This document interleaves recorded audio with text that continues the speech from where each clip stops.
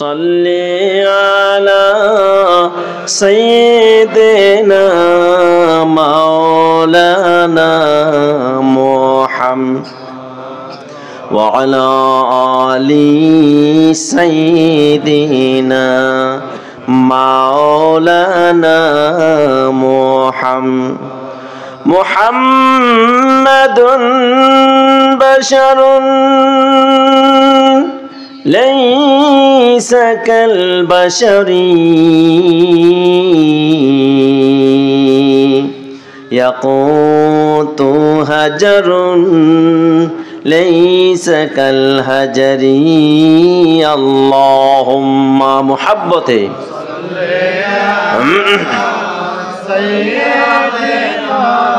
মাওলানা মুহাম্মদ ওয়া আলা আলি সাইয়্যিদিনা মাওলানা মুহাম্মদ। যে নবীজির নামের দোহাই দিয়া মুক্তি পেলেন আদম হাওয়া, কবুল করলেন তাদের দুয়া নূর নবীজির ওসিলায়। আল্লাহুম্মা সাল্লি আলা সাইয়্যিদিনা মাওলানা মুহাম্মদ ওয়া আলা আলি সাইয়্যিদিনা মাওলানা মুহাম্মদ। পানি পানি বলে যেদিন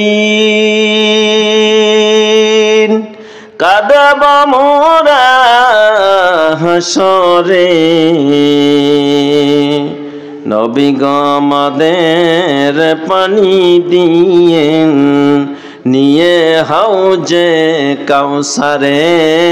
আল্লাহুম্মা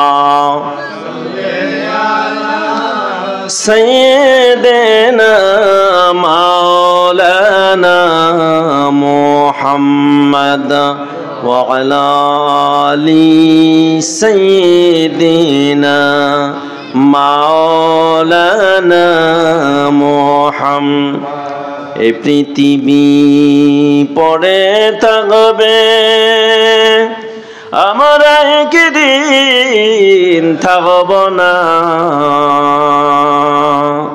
সবাই আমায় ভুলে যাবে, নবীজি আপনি ভুলেন না। আল্লাহুম্মা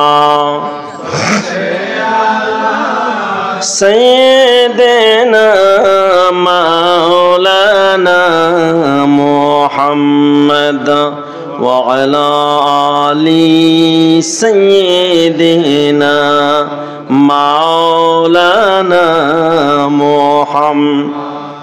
লা ইলাহা ইল্লাল্লাহ, লা ইলাহা ইল্লাল্লাহ, লা ইলাহা ইল্লাল্লাহ, লা ইলাহা ইল্লাল্লাহ, লা ইলাহা ইল্লাল্লাহ। হরজতা সিয়ায় কয় আল্লাহ আল্লাহ, ফিরাউন দিল কত জ্বালা। আল্লাহ বলেন ও জিবরাইল, আল্লাহ বলেন ও জিবরাইল, খুলে দাও জান্নাতের তালা। লা ইলাহা ইল্লাল্লাহ, লা ইলাহা ইল্লাল্লাহ, লা ইলাহা ইল্লাল্লাহ, লা ইলাহা ইল্লাল্লাহ, লা ইলাহা ইল্লাল্লাহ মুহাম্মাদুর রাসূলুল্লাহ সাল্লাল্লাহু আলাইহি ওয়াসাল্লাম। ঐতিহ্যবাহী বাজি বিশারা উত্তরপাড়া মিয়াজান মিয়ার বাড়ির উদ্যোগে এবং এলাকাবাসীর সকল মুর্দে গানের রুহের মাগফিরাত কামনার্থে দ্বিতীয় বার্ষিক সুন্নি মহাসম্মেলন প্রধান বক্তা তো আপনাদের সামনে উপস্থিত। আজকের মাহফিলে আমার আগে যিনি চমৎকার আলোচনা পেশ করেছেন আমার রাসূলের শানে, এই পৃথিবীতে সবচেয়ে দামি আল্লাহর সৃষ্টি জগতে কি বলেন তো একটু? আমার নবী, আপনার নবী রাহমাতাল লিল আলামিন, আলহামদুলিল্লাহ পড়ি। সেই রাসূলের উম্মত হওয়ার সৌভাগ্য আল্লাহ সুবহানাহু ওয়া তাআলা আমাদেরকে নসিব করেছেন। আমার রাসূলের শানে কথাগুলো বলছি, অত্যন্ত চমৎকার লাগছে। আল্লাহ হুজুরের নেক হায়াত দারাজ করুক বলে আল্লাহুম্মা আমিন। আলোচনা পেশ করেছেন হযরত মাওলানা বেলাল হোসেন সাহেব, তিনিও চমৎকার কথা বলেছেন। আলোচনা করেছেন গুরাশাল ফাজিল মাদ্রাসার সম্মানিত উপাধ্যক্ষ, আলোচনা পেশ করেছেন আরও অনেকেই। আল্লাহ সুবহানাহু ওয়া তাআলা সকলের দীর্ঘ হায়াত নসিব করুক বলে আল্লাহুম্মা আমিন। আজকের মাহফিল পরিচালনায় হাফেজ রিফাত হোসেন আমার নাতি, আল্লাহ পাক দীর্ঘ হায়াত নসিব করুক বলে আল্লাহুম্মা আমিন। পরিচালনায় আরেকজন আছেন হযরত মাওলানা সুলতান আহমদ সাহেব, বারাকাল্লাহু ফি হায়াতিহি।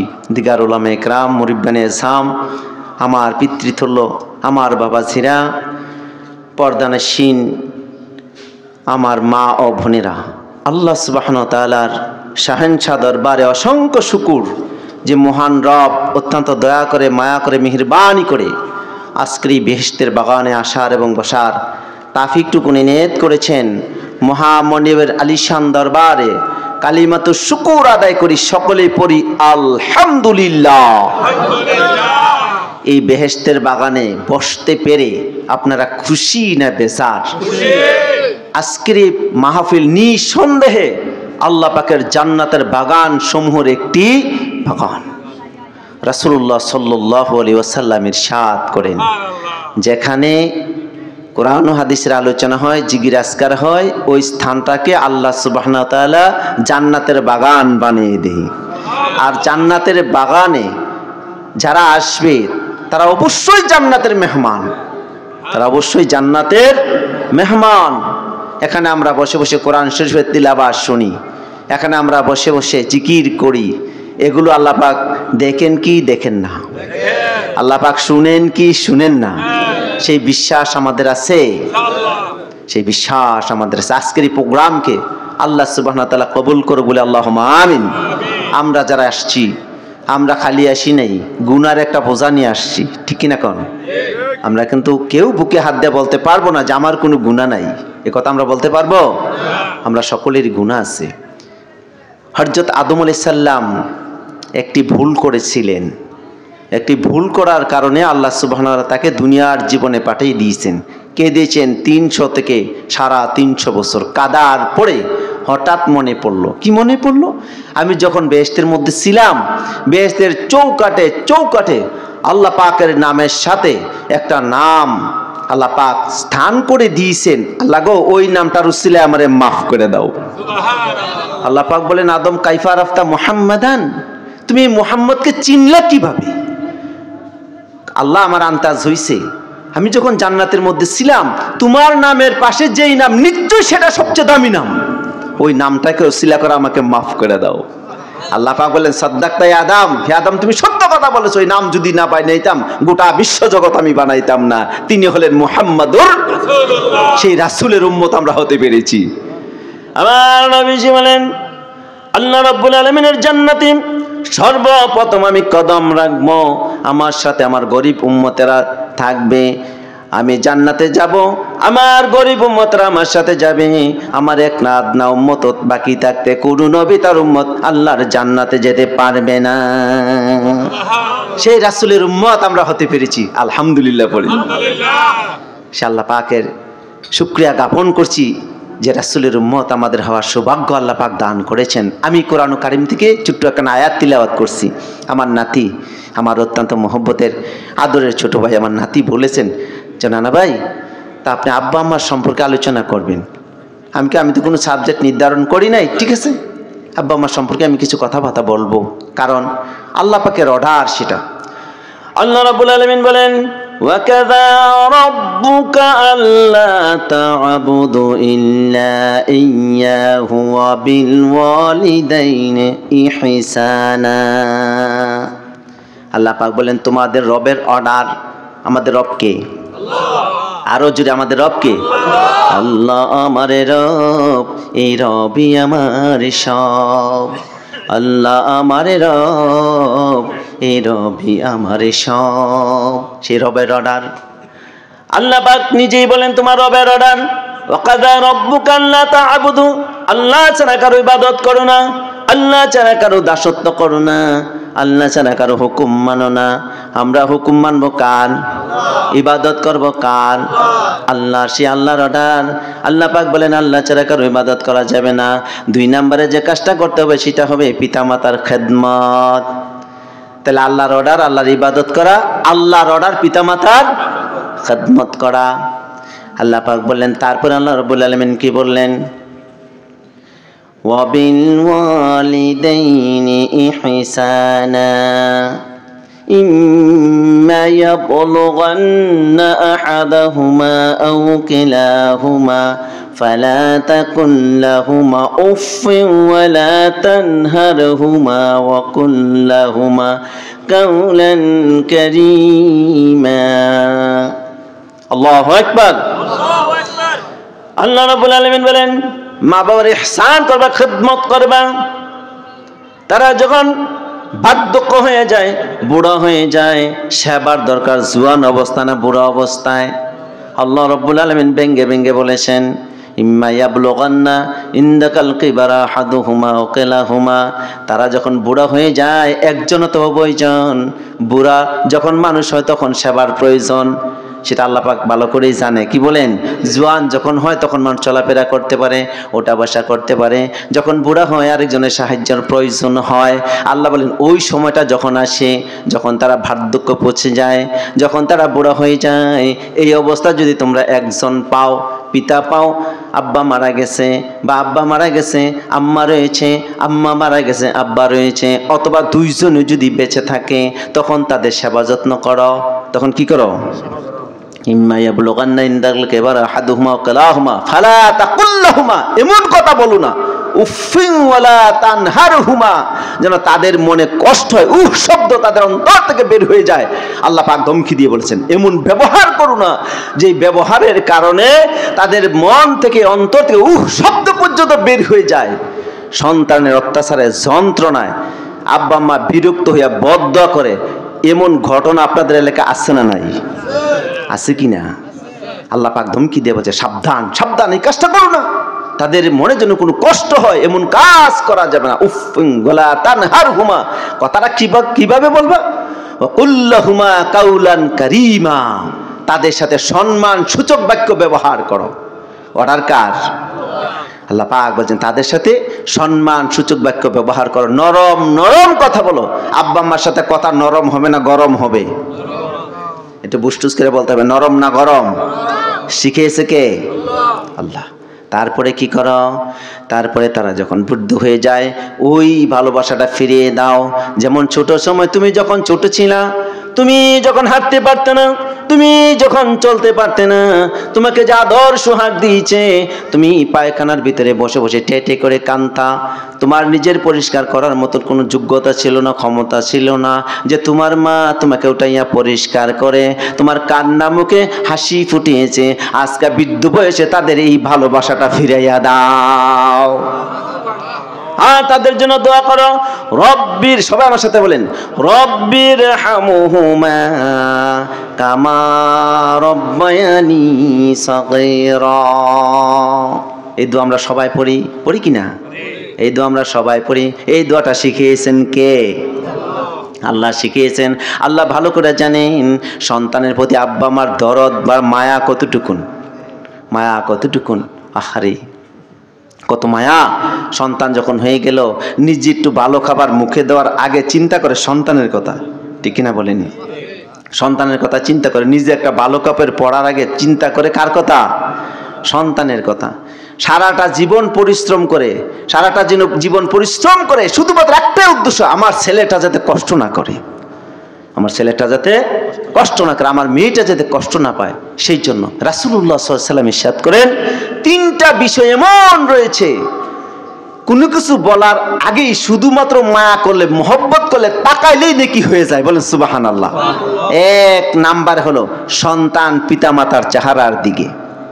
আমার রাসূলের কথা, কার কথা বলেন তো? রাসূলের কথা। যে যদি সন্তান আব্বা আম্মার দিকে শুধুমাত্র মায়া করে মহব্বত করে তাকায়, মায়া করে মহব্বত করে তাকাবার কারণে আল্লাহর হাবিব বলেন সওয়াবের পরিমাণ হলো এতটুকুন যেন একটা কবুল হজ।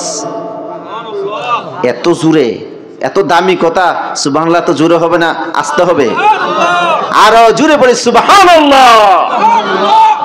একটা হজ করতে বর্তমানে প্রায় 5 থেকে 6 লক্ষ টাকা তার উপরে খরচ হয়, কিন্তু কেউ গ্যারান্টি দিতে পারবে কবুল হয়েছে কি হয়েছে না? রাসূলুল্লাহ গ্যারান্টি দিয়ে দিয়েছেন, কেউ যদি তার আব্বা আম্মার দিকে মায়া করে মহব্বত করে শুধুমাত্র তাকায়, একটা কবুল হজের সওয়াব তার আমলনামায় লেখা হয়ে যায়।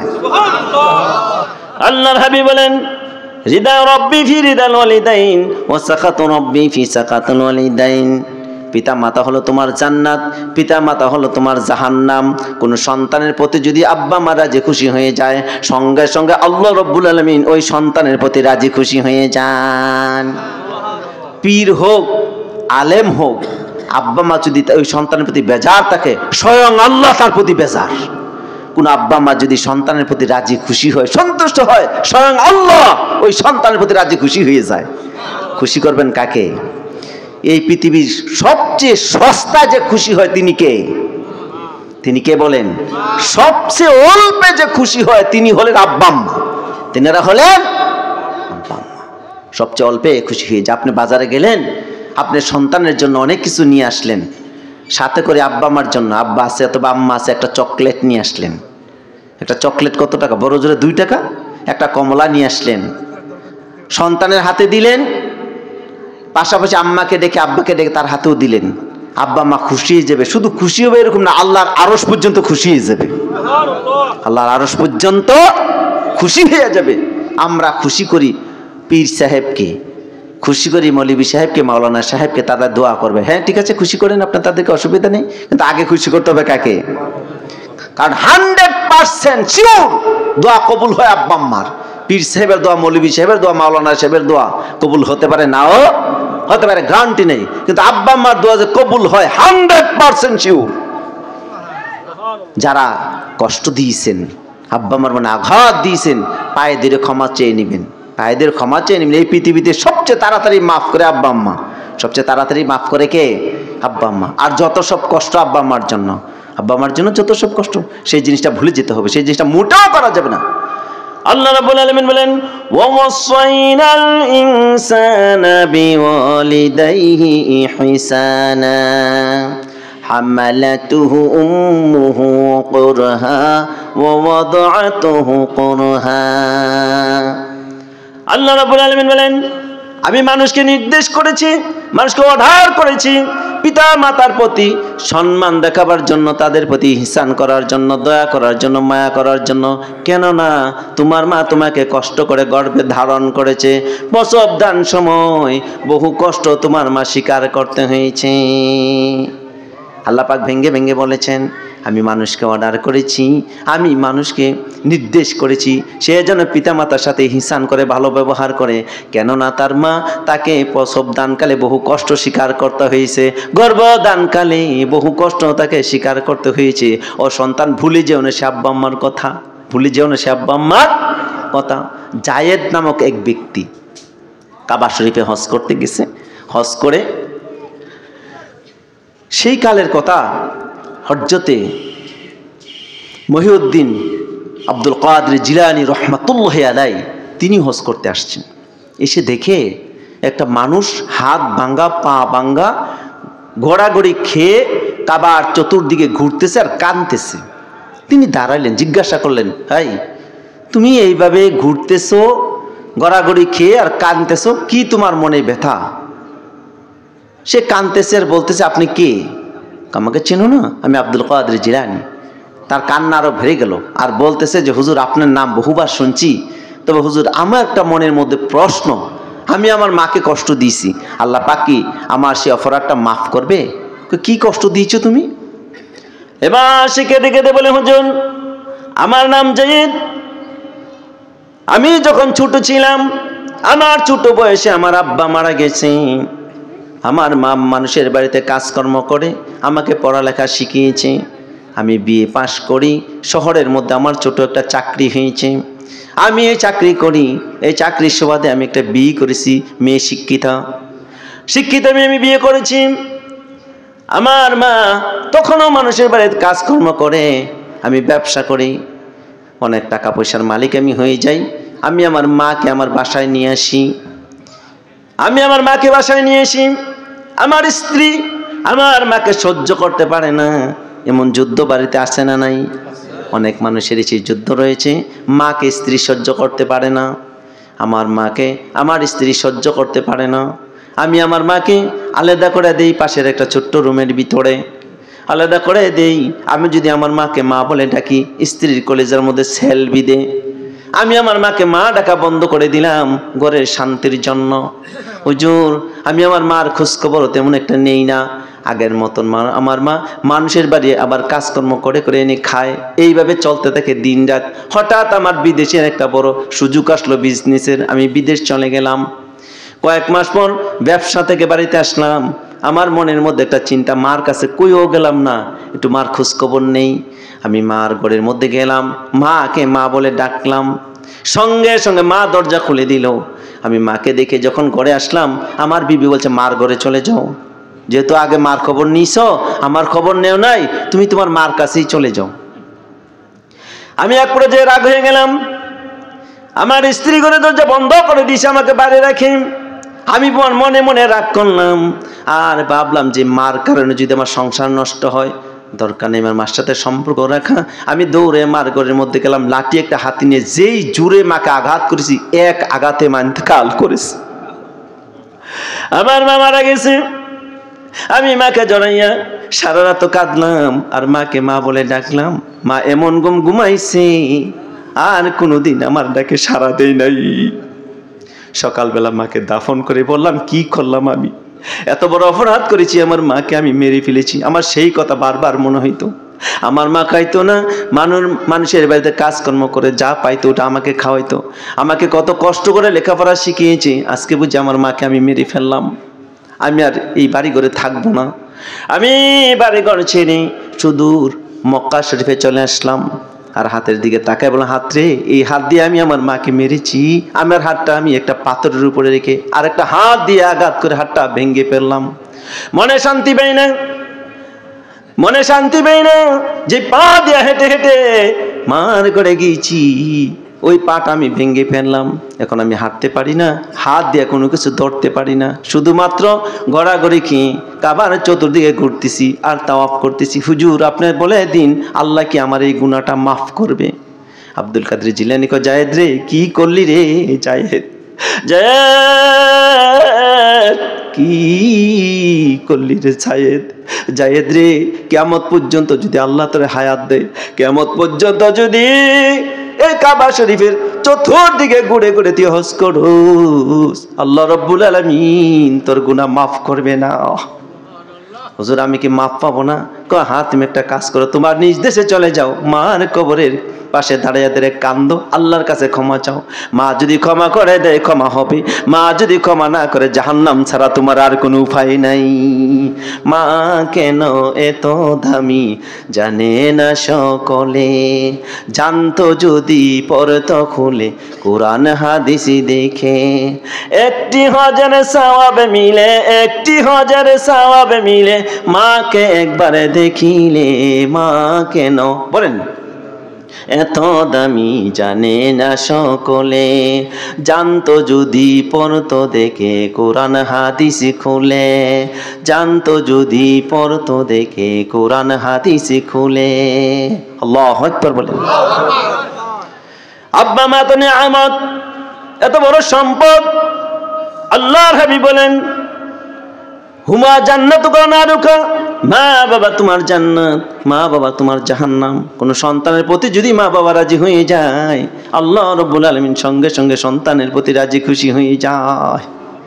মা যদি দোয়া করে আল্লাহর কাছে সঙ্গে সঙ্গে মঞ্জুর হয়ে যায়, মা যদি বদদোয়া করে সঙ্গে সঙ্গে আল্লাহর কাছে মঞ্জুর হয়ে যায়। রাসূলুল্লাহ সাল্লাল্লাহু আলাইহি ওয়াসাল্লাম ইরশাদ করেন, 3 ব্যক্তির দোয়া আল্লাহ ফিরায় না, 3 ব্যক্তির দোয়া আল্লাহ ফিরায় না, সঙ্গে সঙ্গে মঞ্জুর হয়ে যায়। 1 নম্বরে হলো মুসাফিরের দোয়া। কেউ যদি আপনার কাছে সাহায্য চায়, মুসাফির হয়ে ফিরিয়ে দিয়েন না, যতটুকুন পারেন দিবেন, যদি না পারেন ভালো ভালো কথা বলে তাকে বিদায় করবেন, কিন্তু তাকে ধমক দিয়ে ফিরাইয়া দিয়েন না। এরকম আছে না যে ভিক্ষুক আসে তাকে ধমক দিয়ে ফিরিয়ে দিয়ে, আছে কিনা? আছে কিনা? সেই কাজটা করা যাবে না। যদি নাও পারেন, মুসলমান হিসাবে, সে যদি হিন্দু হয় খ্রিস্টানও হয়, আপনার কাছে হাত পেতে যে সাহায্য চেয়েছে তাকে ফিরিয়ে দিন না।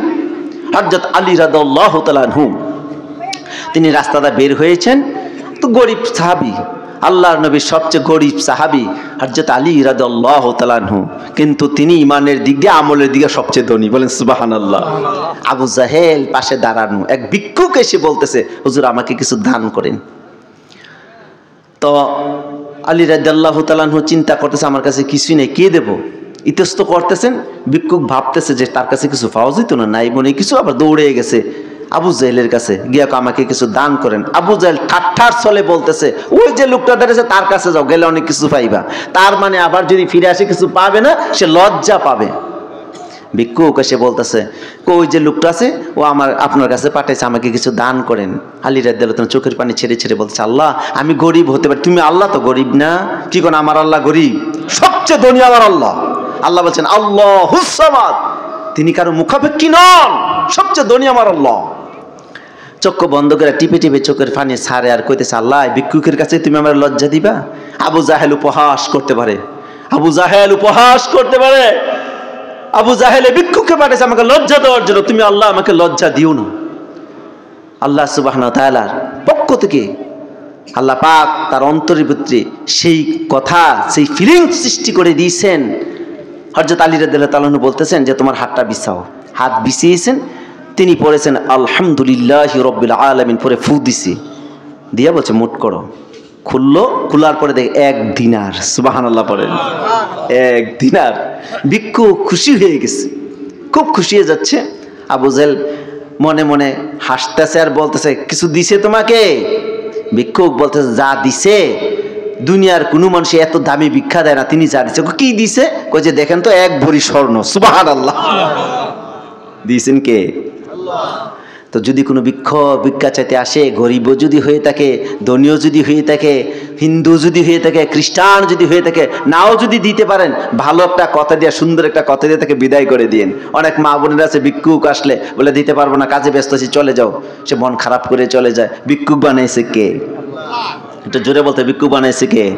ধনী বানায় কে? তাকে ফিরিয়ে দেওয়া যাবে না। আল্লাহর হাবিব বলেন 3 ব্যক্তির দোয়া সরাসরি আল্লাহর কাছে মঞ্জুর। 1 নম্বরে হলো মুসাফিরের দোয়া, 2 নম্বরে হলো মাজলুম ব্যক্তির দোয়া। মাজলুম ব্যক্তি কারা? যাদের প্রতি জুলুম করা হয়েছে। পাশাপাশি বাড়ির মানুষ একজন ধনী আর একজন গরিব, ধনী মানুষ খালি গরিবের প্রতি জুলুম আর জুলুম, এরকম আছে কিনা? আছে কিনা?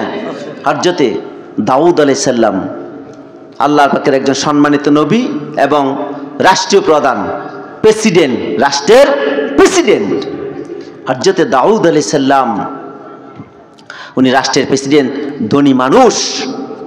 তো এক লোক এসে বলতেছে যে হুজুর আমার কাছে আছে 99টা, আমার কাছে আছে একটা দুম্বা, আমার ভাইয়ের কাছে আছে 99টা দুম্বা। এখন আমার ভাই জোর চালাচ্ছে আমার একটা নিয়ে 100 পূরণ করার জন্য। তা আপনি বলেন তো এটা কি ঠিক করতেছে? এটা তো সবচেয়ে জুলুম, দেখি সবচেয়ে জুলুম। তিনি বলতেছে হুজুর শিক্ষা দেওয়ার জন্য আসলাম, আমি হইলাম হযরতে জিবরাইল, এই হলো আমার ভাই মিকাইল। সুবহানাল্লাহ। এটা জুলুম। এরকম করে কিনা? করেন কিনা? গরিব মানুষ পাইলে জুলুম চলে কিনা? ওই মাজলুম ব্যক্তি যদি আল্লাহর কাছে দোয়া করে সরাসরি মঞ্জুর, সরাসরি মঞ্জুর। 3 নাম্বার হলো আব্বা আম্মার বদদোয়া। আব্বা আম্মার আল্লাহর কাছে মঞ্জুর হয়ে যায়। এমন কাজ করবেন না যেই কাজের কারণে, কথার কারণে আব্বা আম্মার মনে কষ্ট হয়। আব্বা আম্মার মনে কষ্ট দিয়া মানুষ ধ্বংস হয়েছে, এমন ঘটনা দুনিয়াতে আছে না নাই? আল্লাহর নবীর সাহাবী, আল্লাহ নবী সম্মানিত সাহাবী হযরতে আলকামা রাদিয়াল্লাহু তাআলা আনহু, তিনি মৃত্যুর যন্ত্রণা ছটফট করতেছেন, কাঁপতেছেন। মৃত্যুর যন্ত্রণা, কিন্তু কালিমা পড়তে পারে না, মুখটা শক্ত হয়ে গেছে। সাহাবীরা এসে বলে, ইয়া রাসূলুল্লাহ, ইয়া হাবিবাল্লাহ, আপনার সাহাবী হযরত আলকামা সে কালিমা মুখ দিয়ে আসছে না, মৃত্যুর যন্ত্রণা ছটফট করতেছে।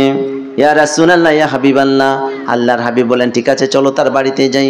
তার বাড়ির মধ্যে গেল, গিয়ে আল্লাহর হাবিব পড়াতে চেষ্টা করলো, আলকামা তুমি পড়ো লা ইলাহা ইল্লাল্লাহু মুহাম্মাদুর রাসূলুল্লাহ সাল্লাল্লাহু আলাইহি ওয়াসাল্লাম। হযরত আলকামা মুখ নাড়ে, জিহ্বা নাড়ে, কিন্তু পড়তে পারে না। আল্লাহর হাবিব বোঝার বাকি নাই, এই কাম কেন হলো? ডাকলো তার মাকে, গিয়ে বলে, আলকামার মা, তোমার আলকামা কেন কালিমা পড়তে পারে না, সমস্যাটা কি? তোমার মনে কোনো কষ্ট দিয়েছি কিনা? হুজুর, আমার আলকামা নামাজ পড়তো, আমার আলকামা রোজা রাখতো, আমার আলকামা জিকির-আজকার করতো, আমার আলকামা ইবাদত বন্দেগী করছে, কিন্তু আমার মনে কষ্ট দিত।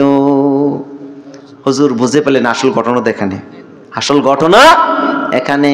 আলকামার মা, তুমি আলকামাকে মাফ করে দাও। হুজুর, আমি মাফ করব না। ও আলকামার মা, তোমার সন্তানকে মাফ করে দাও। হুজুর, আমি মাফ করব না। আলকামার মা, তুমি যদি মাফ না করো তোমার সন্তান জাহান্নামী। হুজুর, এমন কষ্ট মা বাবা দেয়, এরকম সন্তান আছে কিনা? এমন সন্তান আছে কিনা বলেন আব্বা আম্মাকে কষ্ট দেয়? হুজুর, কষ্ট হোক। আলকামার মা, তুমি তো জানো না জাহান্নাম কত কঠিন। আলকামার মা, তুমি তো জানো না জাহান্নাম কত কঠিন। জাহান্নামের আগুনের একটা ফুলকা যদি দুনিয়াতে পড়তো, কিয়ামত পর্যন্ত এই পৃথিবীতে কোনোদিন গাছপালা জন্মাতো না। আলকামার মা, তুমি আলকামাকে মাফ করে দাও। হুজুর, আমি মাফ করব না। আল্লাহর হাবিব বলেন, ও সাহাবীরা, লাকড়ি জোগাড় করতে থাকো, লাকড়ি একসাথে স্তূপীকৃত করতে থাকো, আগুন ধরাইয়া দাও, আমি আলকামাকে জীবিত আগুনের মধ্যে ফেলে দিব। সাহাবারা লাকড়ি জোগাড় করলেন, আগুন ধরালেন। আল্লাহর হাবিব বলেন, আলকামাকে এই আগুনের মধ্যে ফেলে দাও। আচ্ছা বলেন তো, সন্তান যদি কষ্ট দেয়, এই দৃশ্যটা কি মা বাপ সহ্য করতে পারবে? যে মা বাবার সামনে সন্তানকে আগুনের মধ্যে ফেলে দিবে? আহারে, সন্তান আব্বা আম্মা চিনলা না। আলকামা মা আল্লাহর হাবিবকে জড়াইয়া ধরে বলে, হুজুর, হুজুর, আমি মার সামনে আমার সন্তানকে আগুনের মধ্যে ফেলে দিন না, ক্ষমা চাই, আমার আলকামাকে আপনি মাফ করে দেন। আল্লাহর হাবিব ডেকে ডেকে বলে, আলকামার মা, ও আলকামার মা, তুমি তো জানো না এই দুনিয়ার আগুন জাহান্নামের আগুন থেকে 70 ভাগের 1 ভাগ তেজ, 70 ভাগ তেজ বিশিষ্ট আগুনে তোমার আলকামা জ্বলবে গো, তুমি যদি মাফ না করো। আলকামার মা বললেন, ইয়া রাসূলুল্লাহ, ইয়া হাবিবাল্লাহ, ও সাহাবী, তোমরা সাক্ষী থাকো, আমি আমার আলকামাকে মাফ করে দিলাম। সঙ্গে সঙ্গে হযরত আলকামা কালিমা পড়তে শুরু করে দিলেন, কালিমা পড়তে শুরু করে দিলেন। কালিমা পড়তে পড়তে সে ইন্তেকাল হয়ে গেছি। অগমা, তুমি এই পৃথিবীর শ্রেষ্ঠ নিয়ামত, তোমারই পদতলে রয়েছে জান্নাত।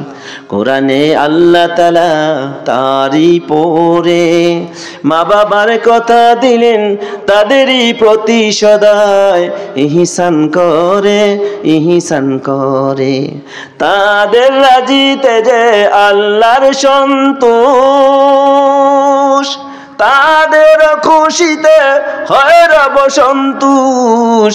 খোদারি রহম তারা এ দরারে বরকত। ওগো মা, তুমি এই পৃথিবীর শ্রেষ্ঠ নিয়ামত, তোমারই পদতলে রয়েছে জান্নাত।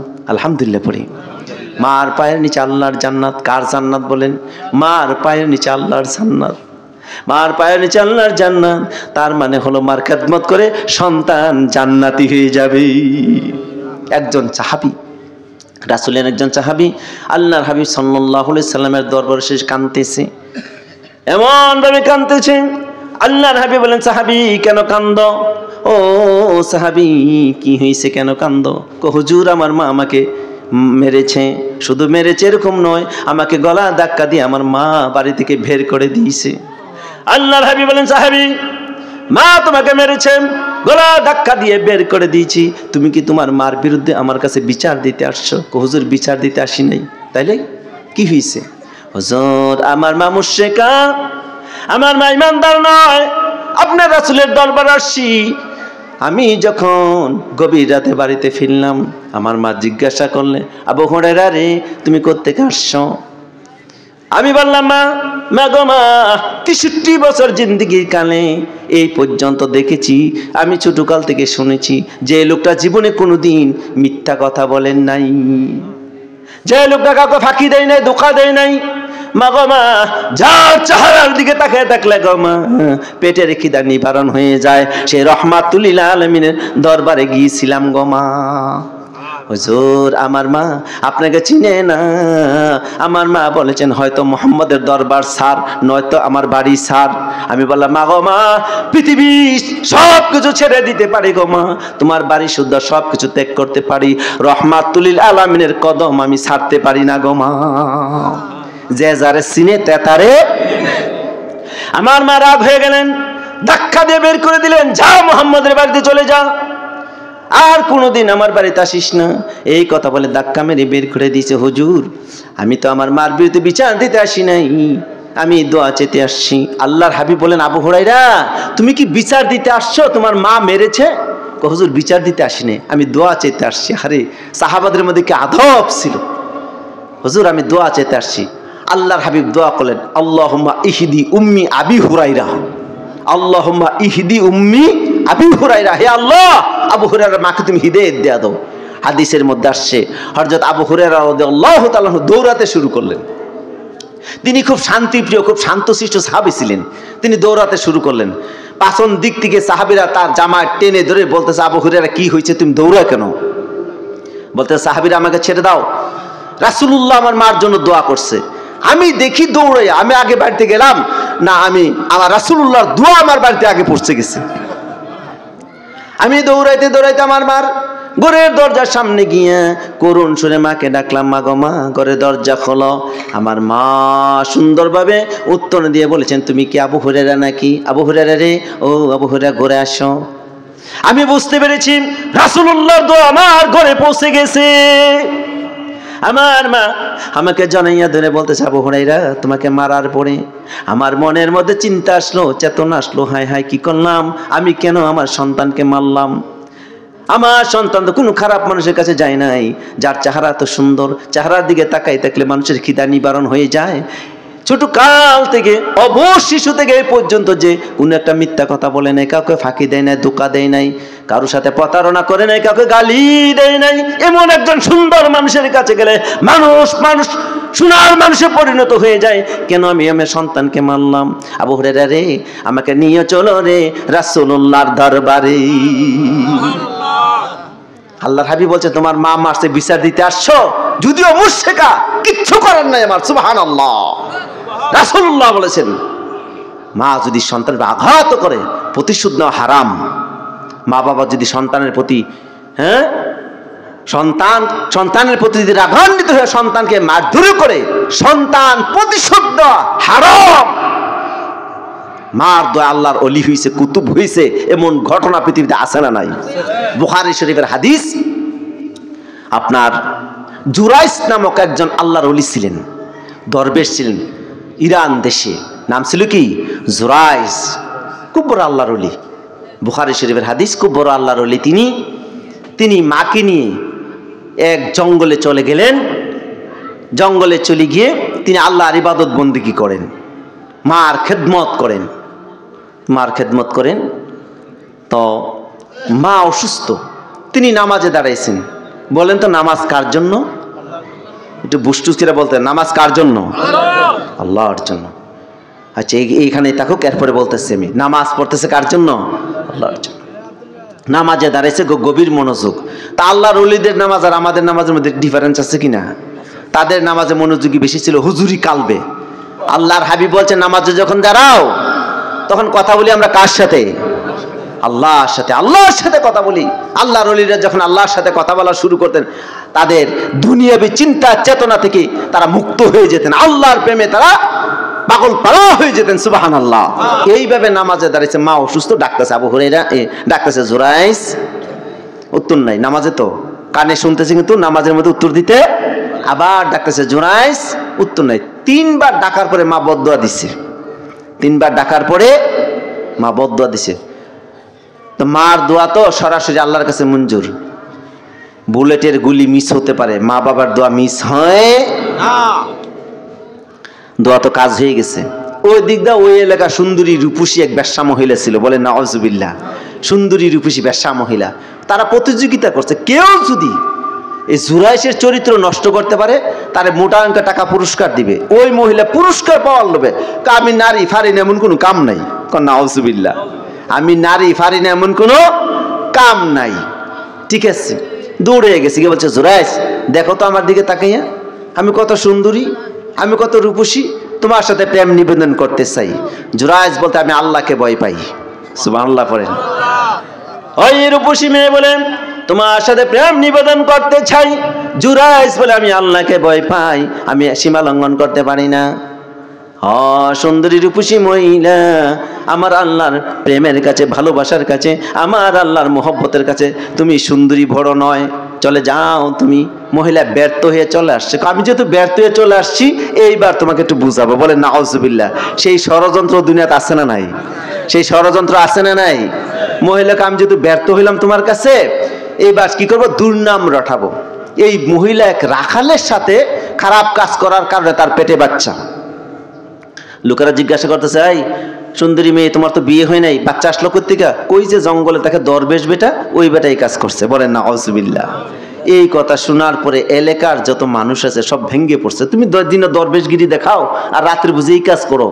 হ্যাঁ, তার বাড়িঘর ভাঙ্গা সুরমার, তাকে আঘাত করলো, মারলো। মারাধরি করার পরে বলতেছে ভাই আমাকে মেরো না, তো আসলে ঘটনা কি সেটা বলো। ঘটনা তুমি এখনো জানো না? এত বড় ঘটনা তুমি ঘটিয়েছ। এইবার আল্লাহর ওলি জুনাইদ বলতেছে ভাইয়েরা আমাকে মারধর করবেন না, কিছুদিন আমাকে সময় দেন। কি হবে সময় দিলে? ওই মহিলার পেটে যে বাচ্চা রয়েছে, বাচ্চা প্রসব হওয়ার পর্যন্ত সময় দাও। ওই বাচ্চা প্রসব হওয়ার পর বলে দিবে তার পিতৃ পরিচয় কি। কার বুঝি ভণ্ডামি পাইছো না? হ্যাঁ, বাচ্চারা কথা বলতে হইলো কম করে হইলো 3 থেকে 4 বছর সময় লাগে। তারপরে 3 থেকে 4 বছর সময় লাগে। তারপরে বাচ্চা কি করে বলবে তার পিতাকে? এটা কি কারো জানা আছে বলেন তো? তুই বলতে স্যার ভণ্ডামের জায়গা পাইছো না, এই সুযোগে তুমি পালাইবা, এই তো? খোদার কসম করে বলি এক চুল এখান থেকে নড়বো না। ঠিক আছে, ভালো মন্দ মানুষ তো আছে, কি বলেন? ঠিক আছে, একটু সময় দাও। দিল সময়। বাচ্চা যখন হলো, একদিনের বাচ্চা। পৃথিবীতে 3টা বাচ্চা কথা বলেছিলেন, পৃথিবীতে একদিন বয়সের 3টা বাচ্চা কথা বলেছিলেন। এর মধ্যে এই সেই বাচ্চা, বুখারী শরীফের হাদিস, এই সেই বাচ্চা লোকেরা নিয়ে আসছে। এই সমস্ত বিচার আচর হলে মানুষ কম না বেশি হয়? মানুষ বেশি হয় না? অনেক মানুষ জমছে। আল্লাহর ওলি জুরাইশ 2 রাকাত নামাজ পড়েছেন, কেঁদে কেঁদে রবের কাছে বলেছেন, রব আল্লাহ তাআলা আমার অপরাধ কি? কি অপরাধ আমি করেছি? এত বড় বিপদ কেন আমার? তুমি আল্লাহ তো সব পারো, তুমি আল্লাহ ওই বাচ্চার মুখ দিয়ে কথা বলে দাও, তার পিতৃ পরিচয় কি। 2 রাকাত নামাজ, সবচেয়ে বড় হাতিয়ার হলো মুমিনদের জন্য নামাজ। কি বলেন তো? সবচেয়ে বড় হাতিয়ার হলো নামাজ। আপনি যদি বিপদে পড়ে যান কি করবেন? জুড়ে বলতে, বিপদে পড়ে যান কি করবেন? তারপরে বিপদ যদি কেটে যায় তখন কি করবেন? নামাজ। বিপদ কেটে গেল, শুকরিয়া তার, নামাজ আদায় করবেন। হযরত আদম আলাইহিস সালাম, কথায় কথা সে কথাটা বলে ফেলি। হযরত আদম আলাইহিস সালাম দুনিয়ার জীবনে আসলেন। দুনিয়ার জীবনে যখন আসলেন, জান্নাত থেকে দুনিয়ার জীবন কঠিন না সহজ? কঠিন জীবনে তিনি পড়লেন। দুনিয়া অন্ধকার, অন্ধকারের অন্ধকার। যখন সূর্য উঠলো তখন আলোকৃত হলো। সূর্য ওঠার আগ মুহূর্তে ফর্সা হয়নি? অন্ধকার কেটে গেল, জান্নাতে তো অন্ধকার নেই, অন্ধকার কেটে গেল, ফর্সা হচ্ছে। তাড়াতাড়ি উজু করে তিনি নামাজে দাঁড়িয়ে গেলেন। সুবহানাল্লাহ, যেটা আমাদের ফজরের নামাজ। সুবহানাল্লাহ। ইব্রাহিম আলাইহিস সালামকে যখন অগ্নিকুণ্ডের ভিতরে ফেলে দিল, হযরত ইব্রাহিম আলাইহিস সালাম, আল্লাহ পাকের রহমতে আগুন নিভে গেল, ইব্রাহিম আলাইহিস সালামের কিছুই হয় নাই। এত বড় পুরস্কার বিষয়। আল্লাহর খলিল ইব্রাহিম আলাইহিস সালাম অগ্নিকুণ্ড থেকে বের হওয়ার সঙ্গে সঙ্গে উজু করে নামাজে দাঁড়িয়ে গেলেন। আমাদের জন্য শিক্ষা, বিপদ কেটে গেল কি করতে হবে? আল্লাহ শুকরিয়া। বিপদে পড়লেও। তারপরে হযরত ইউনূস আলাইহিস সালাম, আপনারা ঘটনা তো জানেন, আমি ঘটনার দিকে যাচ্ছি না। মাছের পেটের ভিতরে বিশাল বড় বিপদ। 40 দিন মাছের পেটের ভিতরে আল্লাহ হজম শক্তি বন্ধ করে দিয়েছে। যখন মাছের পেট থেকে মুক্তি পেলেন, উজু করে তিনি নামাজে দাঁড়িয়ে গেলেন। এটা আমাদের আসরের নামাজ। হযরত ইয়াকুব আলাইহিস সালাম, ইউসুফ আলাইহিস সালামের পিতা ইয়াকুব আলাইহিস সালাম, হযরত ইউসুফ আলাইহিস সালামকে হারায়া দীর্ঘ 30 বছর সন্তানের ব্যথায় কাঁদতে কাঁদতে 2 চোখ অন্ধ। আহারে, মাপ কারে কই? আমরা তো কটা যে দাঁত থাকতে দাঁতের মর্যাদা বোঝা যায় না। বাপ কাকে বলে? বাপ সন্তানকে হারাইয়া কানতে কানতে 30 বছর পর্যন্ত 2 চোখ অন্ধ হয়ে গেছে, 2 চোখ অন্ধ হয়ে গেছে। ইউসুফ আলাইহিস সালাম যখন বুঝতে পারলেন, ঘটনার দিকে যাচ্ছে না, শুধু বুঝাবার জন্য কথাটা বলছি। যখন তিনি বুঝতে পারলেন যে যদি হঠাৎ করে গিয়া এই কথা গিয়া শুনে যে আমার ভাই বনি আমিনকেও আটকে রেখেছি, আমার আব্বা একটু করে মারা যেতে পারে, তিনি কৌশল করে নিজের একটা জামা পাঠাই দিলেন। এক নবী আরেক নবী সম্পর্কে জানে। ইউসুফ আলাইহিস সালাম নবী, ইয়াকুব নবী, বাপ দুইজনই নবী, সুবহানাল্লাহ। জামা একটা পাঠাই দিলেন। জামা যখন এই বাহক নিয়ে আসলো, ঘরের দরজার সামনে দাঁড়াবার পরে হযরত ইয়াকুব আলাইহিস সালাম বলতেছে, আমার ইউসুফের ঘ্রাণ আসতেছে, আমার ইউসুফের ঘ্রাণ আসতেছে। অন্যান্য ছেলেরা বলছে আপনি পাগল হয়ে গেছেন, সেই কবে 30 বছর আগে ইউসুফকে বাগে খেয়ে ফেলছে, আর আপনি বলেন ইউসুফের ঘ্রাণ আসতেছে, আপনি পাগল হয়ে গেছেন নাকি?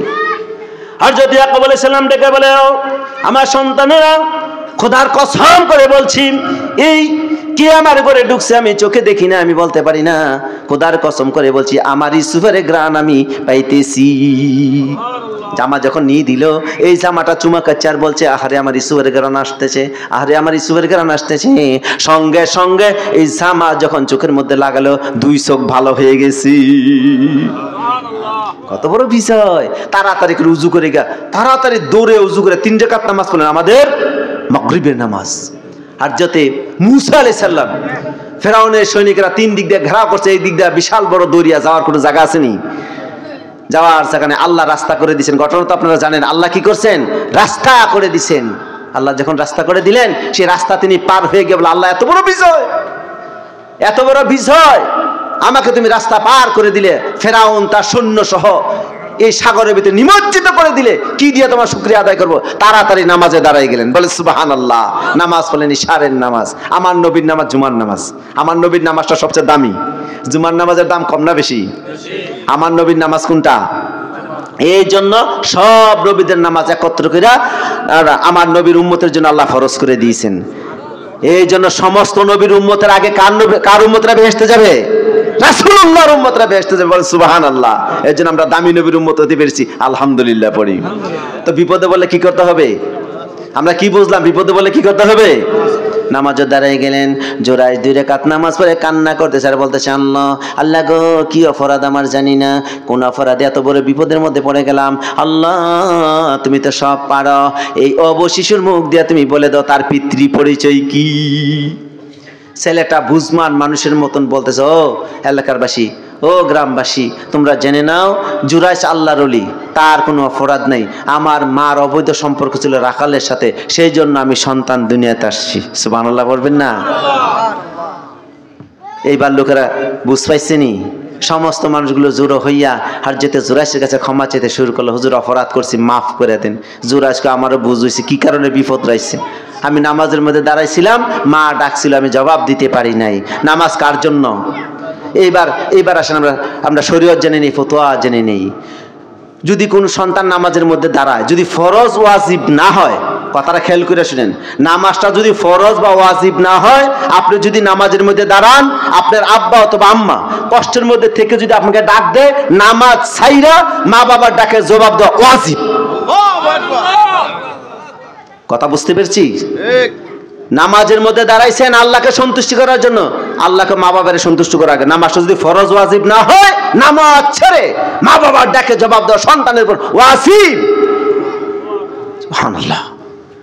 এক লোক হজ করার জন্য রওনা দিছে, মা বুড়া মানুষ ঘরের মধ্যে, মা বুড়ি মানুষ, আর কেউ নেই, বুড়ি মানুষ ঘরের মধ্যে হজ করবে। তো টাকা পয়সা যদি মানুষের তাকে টাকা পয়সার মালিক হলে হজ করা ফরজ। হজ একটা ফরজ ইবাদত। হজ কি ইবাদত? ফরজ ইবাদত। আবার মা বাবার খেদমত করো ফরজ। তো বলতেছে, মাগো হজ আমার উপর ফরজ, হায়াত মতের কথা বলা যায় না, মার আগে ছেলে চলে যায়, ছেলের আগে মা চলে যায়, মা হায়াত মতের কথা বলা যায় না, তুমি আমাকে অনুমতি দাও, আমি ফরজ হজটা আদায় করে আসি। মা ডেকে ডেকে বলছে, ছেলে, ও আমার ছেলে, আমি বড় অসুস্থ, কখন কি হয়ে যাই, তুমি ছাড়া আমার এই দুনিয়াতে আর কেউ নাই, আমাকে দেখার মতন কেউ নাই, তুমি আমাকে ফেলে কোথায় যাইবা? মা গো, মা কাজের মেয়ে দিয়ে যাই। ও ছেলে, কাজের মেয়ে দিয়ে তা হবে না, আমার সন্তান আমার জন্য যা করে, তুমি এবার যেও না। গেলাম না, মার কথা হই না, গেলাম না। দ্বিতীয় বছর যখন আবার আসলো, বলো মা আমার মন মানে না। মা গো মা, আমার মন মানে না, আমি হজ করে আসি। এবার মা বলতেছে, ছেলে গত বছরের চেয়ে আরো বেশি বুড়ো আমি হয়ে গেছি, বুড়ি হয়ে গেছি, আরো কষ্ট আমার বেড়ে গেছে, অসুস্থ হয়ে গেলাম। বাবা রে, তুমি এবারও যেও না, আল্লাহ যদি বাঁচায় রেখে তুমি ভবিষ্যতে যাবা, আমি এত অসুস্থ মানুষ, কে আমাকে দেখাশোনা করবে?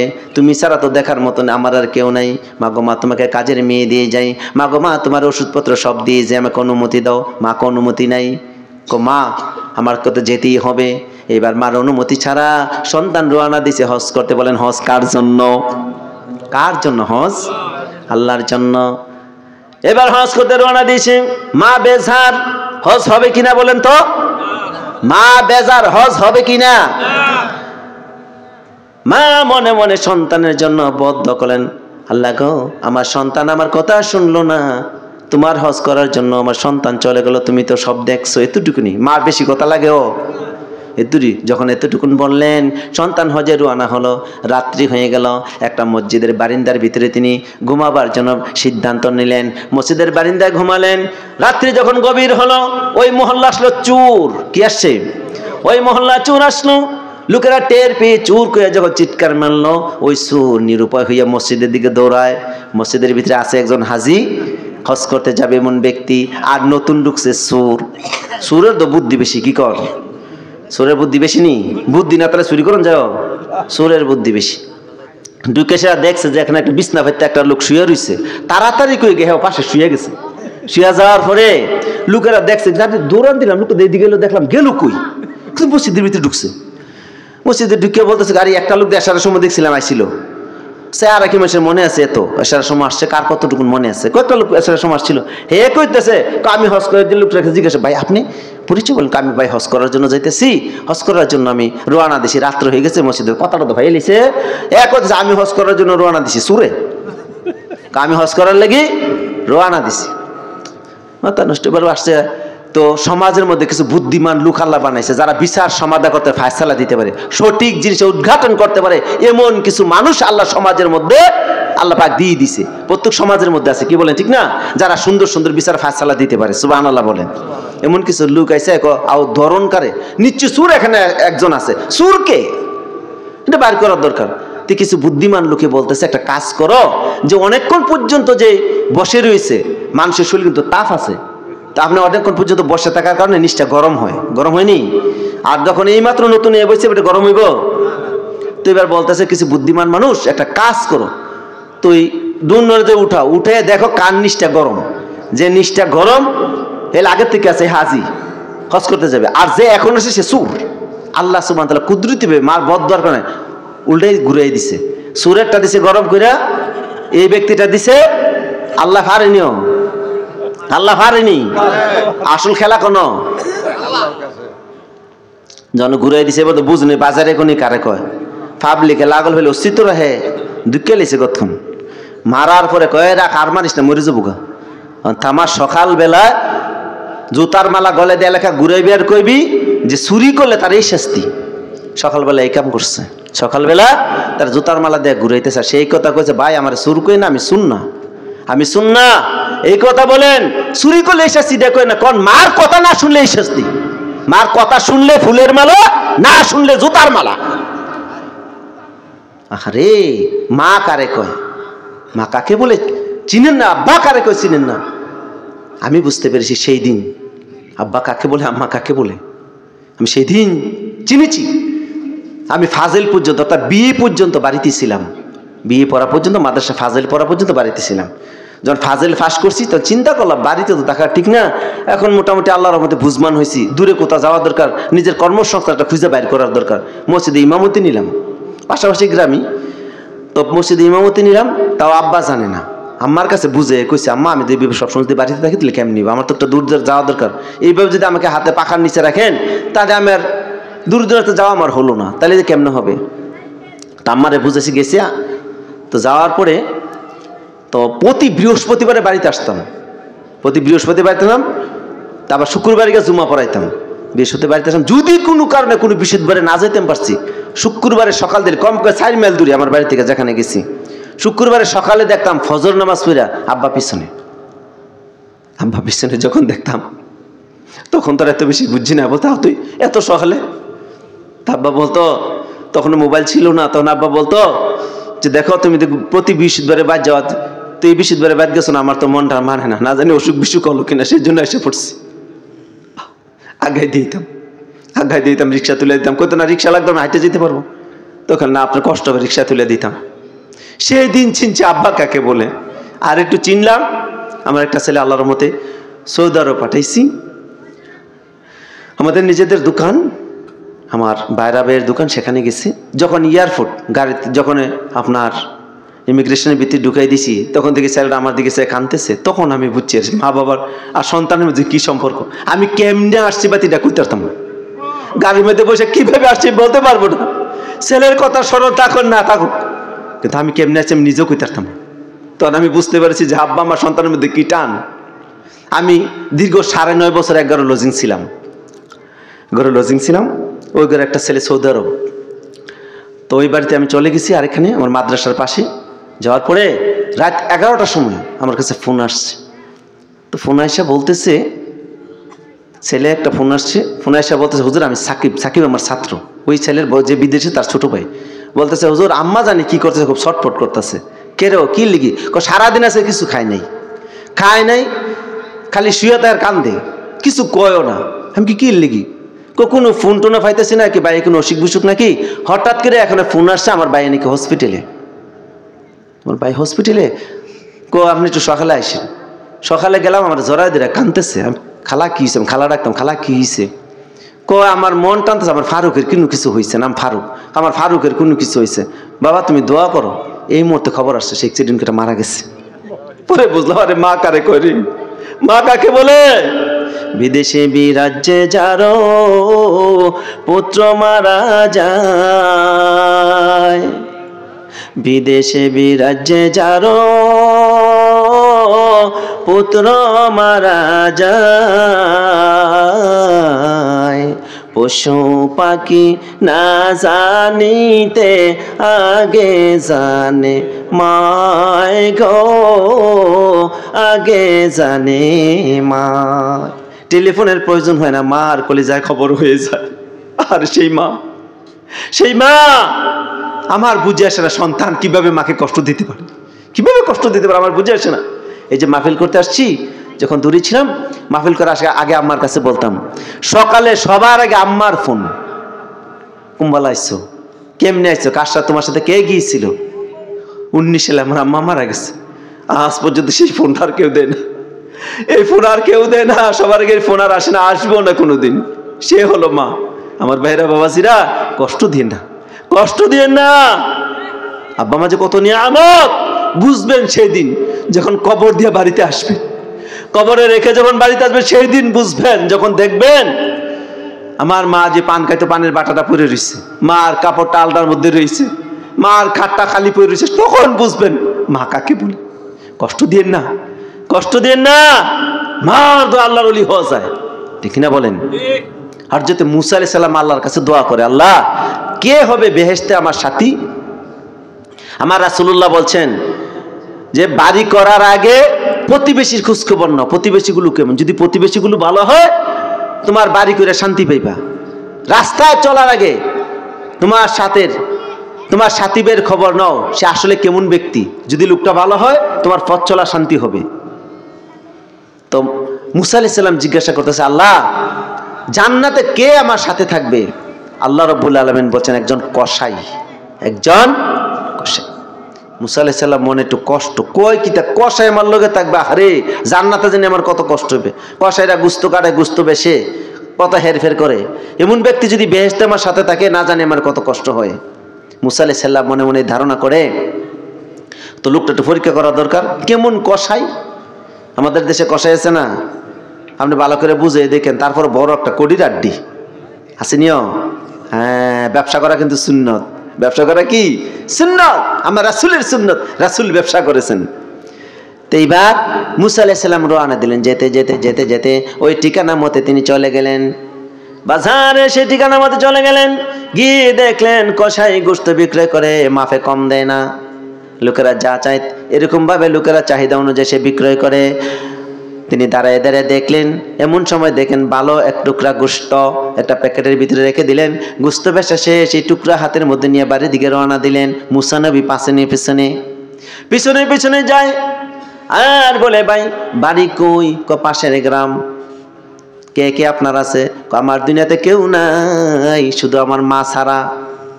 মুসা নবী কয়, ঠিক আছে ভাই, আমি কি তোমার সাথী হতে পারি? রাত্রে কি তোমার বাড়িতে থাকতে পারি? রাত্রে কি তোমার বাড়িতে থাকতে পারি? কোনো সমস্যা নাই, আমরা দুইজন মাত্র, আমার মা বুড়ি মানুষ আর আমি, দুইজন ছাড়া আর কেউ নাই। আপনি যদি সাথী হন তাইলে আমার বাড়িতে মুসাফির অবস্থায় থাকতে পারেন। ওই ব্যক্তি আগে গেছে, মুসা নবী পিছনে পিছনে। হুজুর আপনি একটু বসেন, আমার একটু কাজ আছে, কাজটা সেরে আপনার সাথে কথা বলি। কি কাজ আপনার? দেখেন। এমন সময় গিয়ে দেখে পাখের উপরে, দুলনার উপরে মাকে শোয়াই রেখেছে। দুলনা থেকে মাকে নামাইয়া পানি গরম করে মাকে নিজ হাতে গোসল করিয়েছে। মাকে গোসল করাইয়া শরীরটা সুন্দর করে মুছে দিয়ে মাকে শোয়াই রেখেছে। ওই যে গোস্ত টুকরা এনেছে, এই গোস্তটা চুটু চুটু করে কেটে পাক করে গোস্ত নিয়ে আসছে, রুটি নিয়ে আসছে। দুলনা থেকে মাকে নামাইয়া কুলের মধ্যে শোয়াইয়া রুটি চিড়ে চিড়ে মার মুখের মধ্যে দিচ্ছে। মা ছোট বাচ্চার মতন মার কোলে শুয়ে শুয়ে খাচ্ছে। মুসা নবী দেখে মনে মনে ঘটনা তো আসলে এখানে, আসলে তো ঘটনা এখানে। এইবার বুড়িমা বলছে, বাবারে আমার হাতটা সোজা করে দাও। বুড়ি মানুষ হাত সোজা করতে পারে না। হাতটা যখন সোজা করে দিল, ওই বুড়ি মানুষ ফিস ফিস করে কি জানি বললো। যখন মাকে সময় আসলো, এবার বলতেছে, এবার বলো সে কে? হুজুর এই সে মহিলা, তিনি আমার মা।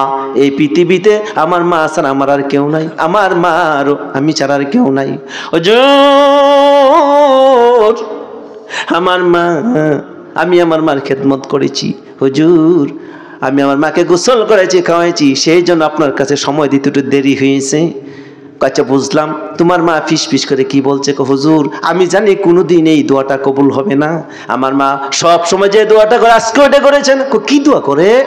আমার মা বলেন, মাবুদ এই জবানার সবচেয়ে বড় পয়গম্বর মুসা নবীর সাথে আমার পুত্রে জান্নাত দিয়ে দিও। হুজুর এটা কি সম্ভব? হযরত মুসা আলাইহিস সালাম বলেন, ও কসাই, এটাও তোমার কবুল হয়েছে, আল্লাহ মঞ্জুর করেছে, আল্লাহ জানিয়েছে জবানার পয়গম্বর মুসা নবীর সাথে তোমার জান্নাত হবে। হুজুর আমার মন চায় মুসা নবীর দেখতাম, কইটাও কবুল হয়েছে। আমার মন চায় মুসা নবীর দেখতাম, কইটাও কবুল হয়েছে। তোমার সামনে যে বসে রয়েছেন তিনি হলেন মুসা আলাইহিস সালাম। কবুল কেমনে হয় দেখছেন তো? আহারি আমার নবীজি সাল্লাল্লাহু আলাইহি ওয়াসাল্লামের কাছে যে সাহাবী বলতেছেন, ইয়া রাসূলুল্লাহ, ইয়া হাবিবাল্লাহ, আমি আমার মার খেদমত করেছি। কেমন খেদমত করছো? আমি কি হক আদায় করতে পেরেছি? কেমন খেদমত করেছে বলো? হুজুর আমার মাকে কাঁধের মধ্যে লইয়া আমি হজ করেছি, আমি কাবা ঘর তাওয়াফ করেছি। যারা হজ করছেন দেখছেন, আসলে হজ কিন্তু কঠিন জিনিস। কি কেন? হ্যাঁ, কাবা শরীফ একটা মানুষ কাঁধের মধ্যে লইয়া কাবা শরীফ 7 চক্কর দেওয়া, সাফা মারোয়া, দৌড়ানো কষ্ট নেই। হুজুর আমার মা বুড়ি মানুষ কাদের মধ্যে লইয়া আমি কাবা শরীফ 7 চক্কর মেরেছি, সাফা মারওয়া দৌড়েছি। আমি আরাফাতের মাঠে কাঁধে করে আমার মাকে নিয়ে গেছি। আরাফাতের মাঠ থেকে আমার মাকে নিয়ে মুজদালিফা গিয়েছি, তারপরে মিনার গেছি, কঙ্কর মেরেছি, আমার মাকে কাঁধে লইয়া হজ করেছি। আমি কি আমার মার হক আদায় করতে পেরেছি? আমার নবী বলেন, সাহাবী এতটুকুন কষ্ট করে কি তুমি তোমার মার হক আদায় করেছো? সাহাবী জেনে রাখো, তোমার মা যে তোমাকে দুধ পান করেছে, তুমি যদি সারা জীবন কিয়ামত পর্যন্ত যদি তোমাকে আল্লাহ হায়াত দেয়, কিয়ামত পর্যন্ত প্রতি বছর যদি তোমার মাকে কাঁধে লইয়া হজ করো, তোমার মা যে তোমাকে কোলের মধ্যে নিয়ে দুধ পান করেছে, 1 ফোঁটা দুধের দামও আদায় হবে না। সন্তান কাটিয়া গায়ের চাম বাপস বানাইলে, সেই ঋণ পরিশোধ হবে না দরুদি। এমন দরদি ববে কেউ হবে না আমার মা গো। কত কষ্ট করিয়া কোলে পেটে লইয়া আদর দিয়েছে মায়, কষ্ট তো দেয় নাই। সেই মায়ের লগিয়া কাঁদিয়া কাঁদিয়া ক্ষমা চাও তুমি, কষ্ট দিও না। এমন দরদি ববে কেউ হবে না আমার মা গো। আল্লাহর হাবিব বলেন, ও সাহাবী শোনো, তোমার মা তোমার জন্য যতটুকুন কষ্ট স্বীকার করেছে রে সন্তান, তুমি তোমার শরীরের চামড়া কেটে কেটে যদি পাপোশ বানিয়ে দাও, জুতা বানিয়ে দাও, আর তোমার সন্তান, জি আলহামদুলিল্লাহ, আর তুমি যদি তোমার শরীরের চামড়াগুলো কেটে কেটে জুতা বানিয়ে দাও, ওই জুতা পা দিয়ে যদি তোমার মা কিয়ামত পর্যন্ত হাঁটে, এক ফোঁটা দুধের ঋণ পরিশোধ হবে না। তিনি হলেন মা। জান্নাতের চাবি আমার মা, মা গো জান্নাতের চাবি আমার মা, মা যার বেঁচে নাই তার মতন দুঃখী নাই, খালা ফুফু মায়ের মতো নয় মা গো, জান্নাতের চাবি আমার মা, জান্নাতের চাবি আমার মা, মা গো জান্নাতের চাবি আমার মা। আলহামদুলিল্লাহ বলেন। যার মা বেঁচে রয়েছেন, যার মা বেঁচে রয়েছেন, মার খেদমত করেন, আব্বার খেদমত করেন। মা বাবা যদি ইন্তেকাল হয় তাদের জন্য দোয়া করার দরকার আছে না নাই? তাদের জন্য দোয়া করার দরকার আছে না নাই? তাদের জন্য দোয়া করবেন। আল্লাহ রাব্বুল আলামিন বলেন, কাইফা তাকফুরুনা বিল্লাহি ওয়া কুনতুম আমওয়াতান ফাআহইয়াকুম থুম্মা ইউমীতুকুম থুম্মা ইউহয়ীকুম থুম্মা ইলাইহি তুরজাউন।